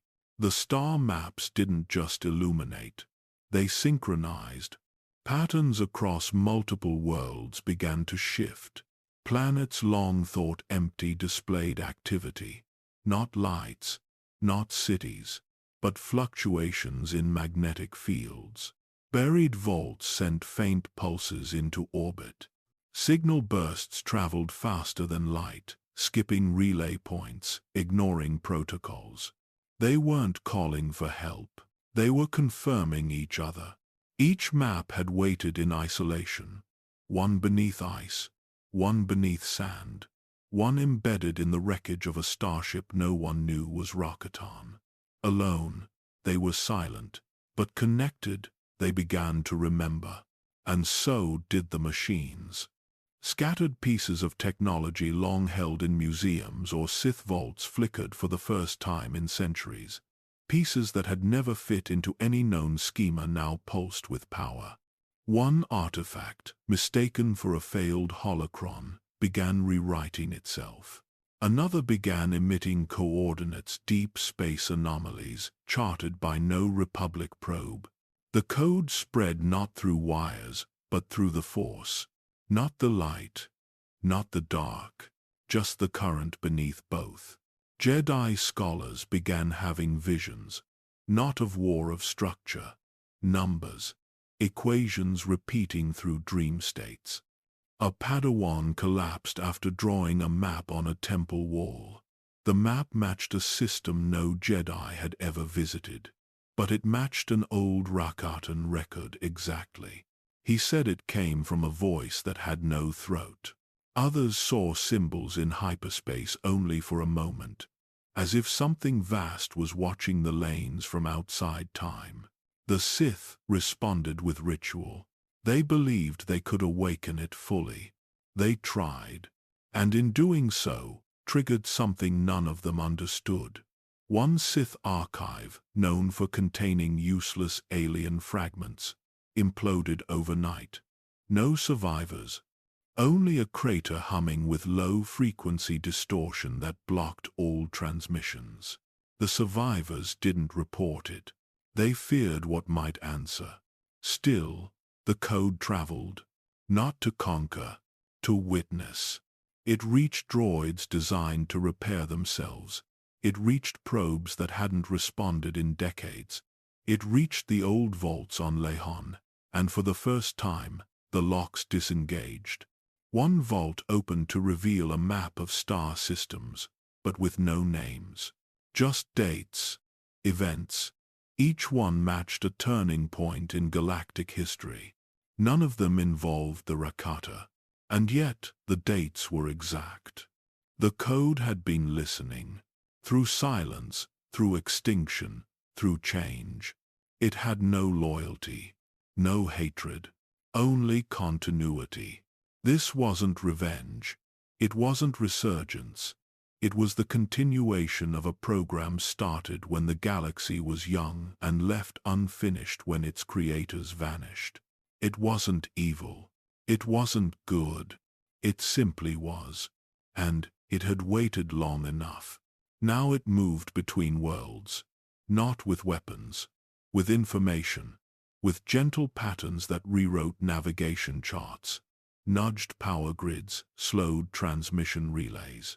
Small changes, invisible changes, until one day, a new species would step onto Leon, and the door would open.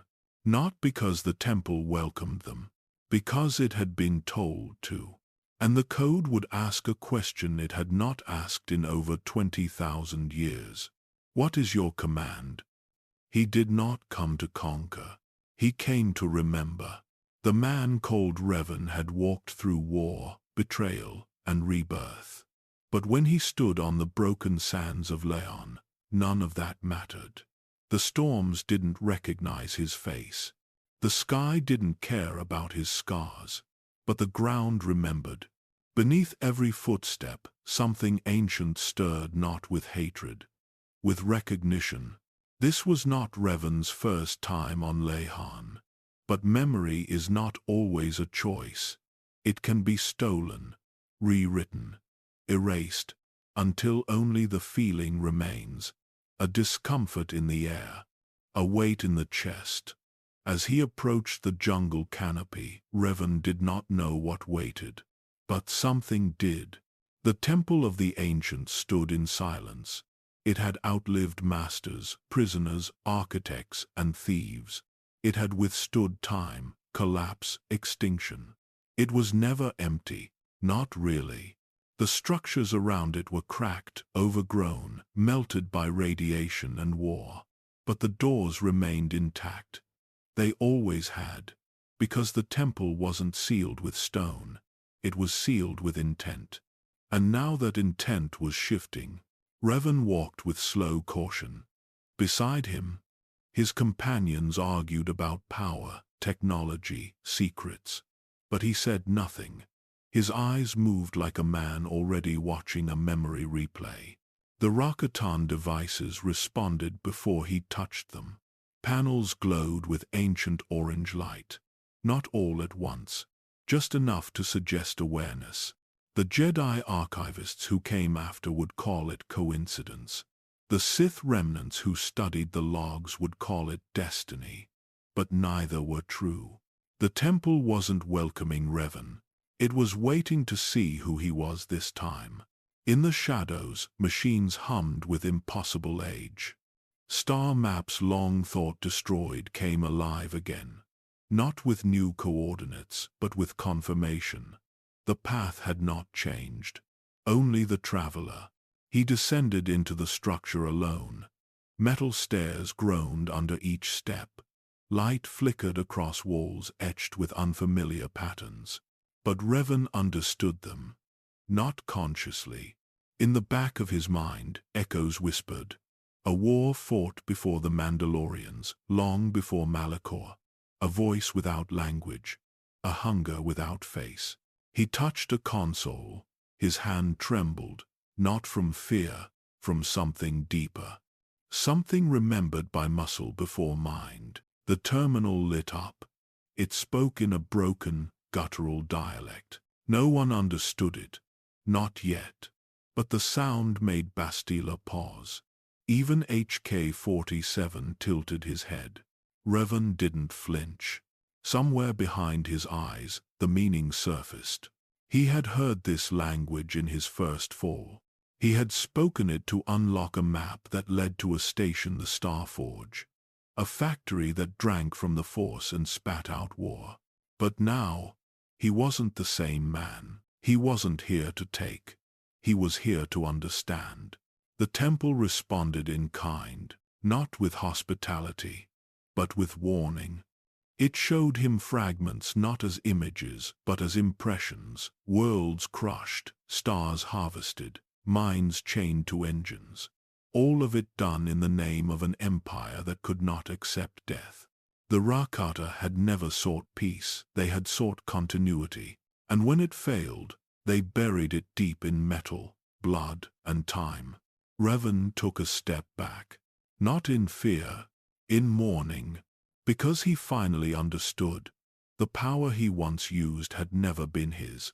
It had belonged to a dead empire that had only ever whispered one thing into the dark: survive, at any cost. The room was not dark, it was dormant. Lights blinked in the deep, not with warning but with memory. As Revan stepped forward, the path began to shape itself. Not through language, through rhythm, through pattern, through instinct. What he saw wasn't a map in the usual sense. It wasn't a collection of systems labeled and named. It was a pulse, a heartbeat stretched across the galaxy, with Lehon at its center.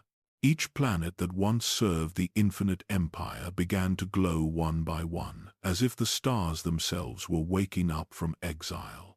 There had been others before him. Jedi explorers, Sith seekers, smugglers chasing rumors. But the map had remained still, silent, waiting for something it recognized. It did not want users. It wanted heirs. And now it had one. As Revan touched the console, the air shifted. A hum rose from the ground, deep, slow, and full of age. Not ancient like temples. Ancient like language. Like breath. HK-47 stood nearby, sensors spiking. Observation. This facility appears to be reinitializing ancient protocols. Commentary. How delightfully ominous. Revan said nothing. He didn't need to. The temple wasn't responding to curiosity. It was responding to presence.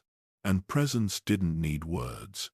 On the far wall, a massive hollow projection bloomed into life, rust-colored lines, spinning slowly, forming an image no Republic historian had ever seen before. A representation of the Infinite Empire, as it had once been, not a territory map, but a schema of power.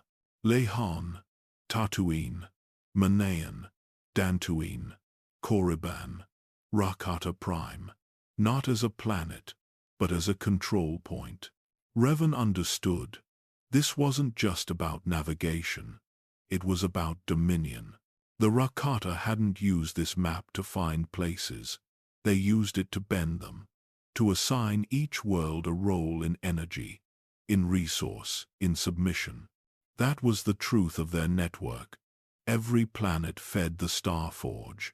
Every route reinforced its reach. Revan stared at it for a long time. He had seen maps of war before. Mandalorian campaigns. Sith invasions. But this was different. This was a map of obedience. Bastila reached out behind him. "What is this place?" she whispered. Revan didn't answer. He didn't know how. He had once been here, or at least touched it. Long ago, in a version of himself driven by conquest. But now, stripped of that darkness, he could see what he'd missed. The structure wasn't only a star map. It was a final checkpoint. A forgotten gate. To unlock it required not knowledge, but alignment, a resonance with the mind of the builders. That was the Rakatan way. You didn't open doors. You became the key. As the structure scanned his presence again, another section unlocked. A long corridor of columns lined with glowing script descended into deeper stone. There were no guards, no traps, only memory, layered into technology. He walked alone. And at the end of the passage, a second chamber opened. Circular, empty. But in the center stood a single pedestal. And upon it, a projection, the Star Forge. No longer myth, no longer lost. It turned slowly, massive and silent, suspended in the dark like a god that had forgotten how to speak. The room didn't explain what it was, because it assumed anyone who arrived would already know. And that, Revan realized, was the final arrogance of the Rakata. They had designed their secrets not to be uncovered, but to be returned to. as if their extinction was only a pause, as if one day the right mind would come back, and when it did, everything would begin again. It didn't speak with words. It spoke with need. The Star Forge had no voice, no interface, no control panels. But as Revan stood before the projection, something passed between them. Not a transmission, not a message, a memory. The Forge remembered him, or something close to him, and in that silence he heard what the Rakata once called understanding. The Force did not flow cleanly here. It was thick, distorted, like gravity pulling sideways. There was no light side, no dark side, only hunger. That was the language of the Forge, not evil, not rage, but want. Infinite and unblinking. It wanted to be used. Revan took a breath, but it didn't help. The air felt wrong, like it had passed through too many mouths before reaching his lungs. The machines around him pulsed, not with power, but with tension, waiting for him to decide. This was not how the Jedi taught connection. This was not how the Sith taught control. The Rakata had spoken to the Force through domination. Their temples were not built to worship, they were built to bend. They didn't meditate, they commanded. And the Force had listened, not because it agreed, but because they were loud. And when they built the Star Forge, they made it louder than anything else. The Forge consumed stars, rewrote physics, and produced ships faster than time should allow. But that wasn't its real power. Its true strength was language, the ability to rewrite purpose. It didn't just build fleets, it built servants. Ships that obeyed, droids that enforced, weapons that did not miss. Not because they were perfect, but because they were programmed to believe the Rakata were. The language they used wasn't a spoken one. It was encoded in the Force itself, a way of projecting desire as law. It bent reality, not through technology alone, but through will. That's what Revan had used in the war. That's what he had activated in the unknown regions. And that's what he had almost drowned in, without ever realizing it wasn't his own thought. He hadn't been clever. He had been fluent. And now that he stood here again, with memory half restored and purpose shattered, he could finally hear the difference between his voice and theirs. The chamber around him began to shift. Walls moved, the floor lowered. A second projection appeared, a world, scarred and burning, Malachor. The Star Forge hadn't built that place, but it understood it. Because destruction was a dialect it knew well. Revan turned away. He no longer needed to see. He now understood the shape of the Rakata's fall. Not as punishment, not as defeat, as miscommunication. They had spoken to the Force like a master to a servant. But the Force wasn't a tool. It was a mirror. And when the Rakata filled it with hunger, it gave them exactly what they asked for. Until it devoured them too. There was no betrayal, only accuracy. That was the price of a language without mercy. Behind him, Bastila's voice echoed faintly through the corridor. But Revan didn't respond. He stayed in that chamber a moment longer, eyes closed, hands still. Not searching, just listening. Because deep within the Forge, deeper than any code or weapon, something else pulsed. It wasn't a command, it was a question. And Revan, for the first time in years, didn't try to answer. He just let it echo. The temple did not shake. The ground did not tremble. Nothing dramatic announced the truth that waited for Revan at the end of the corridor. It arrived quietly, as all endings do. A final chamber opened, circular, smooth, untouched by time. No vines, no cracks, no rust. It felt less like a room and more like a memory waiting to be spoken aloud. In the center stood another pedestal, but this one held no projection. only silence. Yet Revan felt something inside it, something faint, distant, patient. The last fragment of Rakatan instruction. Not a command to build, not a command to conquer. A translation. The machines around him began to glow. Lines carved into the walls lit one by one, forming the broken script of a language nearly lost. Bastila stepped inside, breath caught. Even she felt it, the weight of meaning pressing through stone. Revan approached, and the room awakened, not in noise, but in understanding. Patterns flashed across the walls, not visions, not warnings, truth. Plain, unembellished. The Rakata, for the first time in their history, spoke honestly. Not of triumph, of failure. The chamber projected moments not from their rise, but from their decline. Not the forging of armies, but the collapse of families. Not their power, but their fear. Not their victories, but their silence. Every symbol, every pulse, every shift of light carried meaning. Not obey, not serve, only remember. A dying empire's final confession. The Rakata had not intended to hide their language in machines. They did it because there was nowhere else left to put it. When their bloodlines collapsed, when their force sensitivity withered, when their minds fractured beyond recovery, the machines became the only ones still able to speak for them. And so they did. Clumsily, quietly, without emotion, just truth. Revan placed a hand on the pedestal. For a moment, the chamber responded with a warmth that was almost human. A recognition, not of his past self, the conqueror who once sought the Star Forge, but of his present one. A man who came not to take, but to understand. The translation completed. A final sequence appeared. 4 symbols. Simple, unchanged.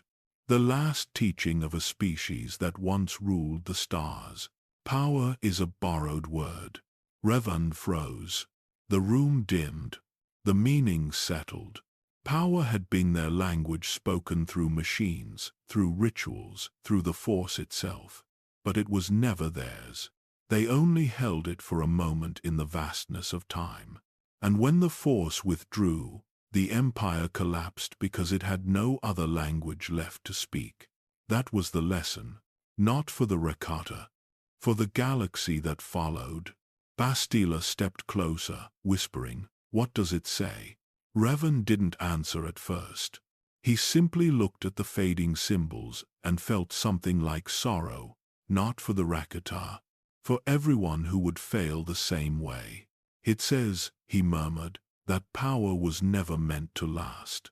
The pedestal dimmed, the chamber powered down. The translation ended. Not with warning, with closure. As Revan walked back toward the entrance, the temple lights began shutting off behind him. Not in hostility, in acceptance. The last speaker of a dead empire had said what it needed to say. There was nothing left to give, nothing left to guard. Outside, the storms parted for a moment, just enough for Revan to see the sky. The infinite empire was gone, but its final truth, simple, quiet, painful, would outlive them all. Even the greatest empires speak only for a moment. The Force speaks forever.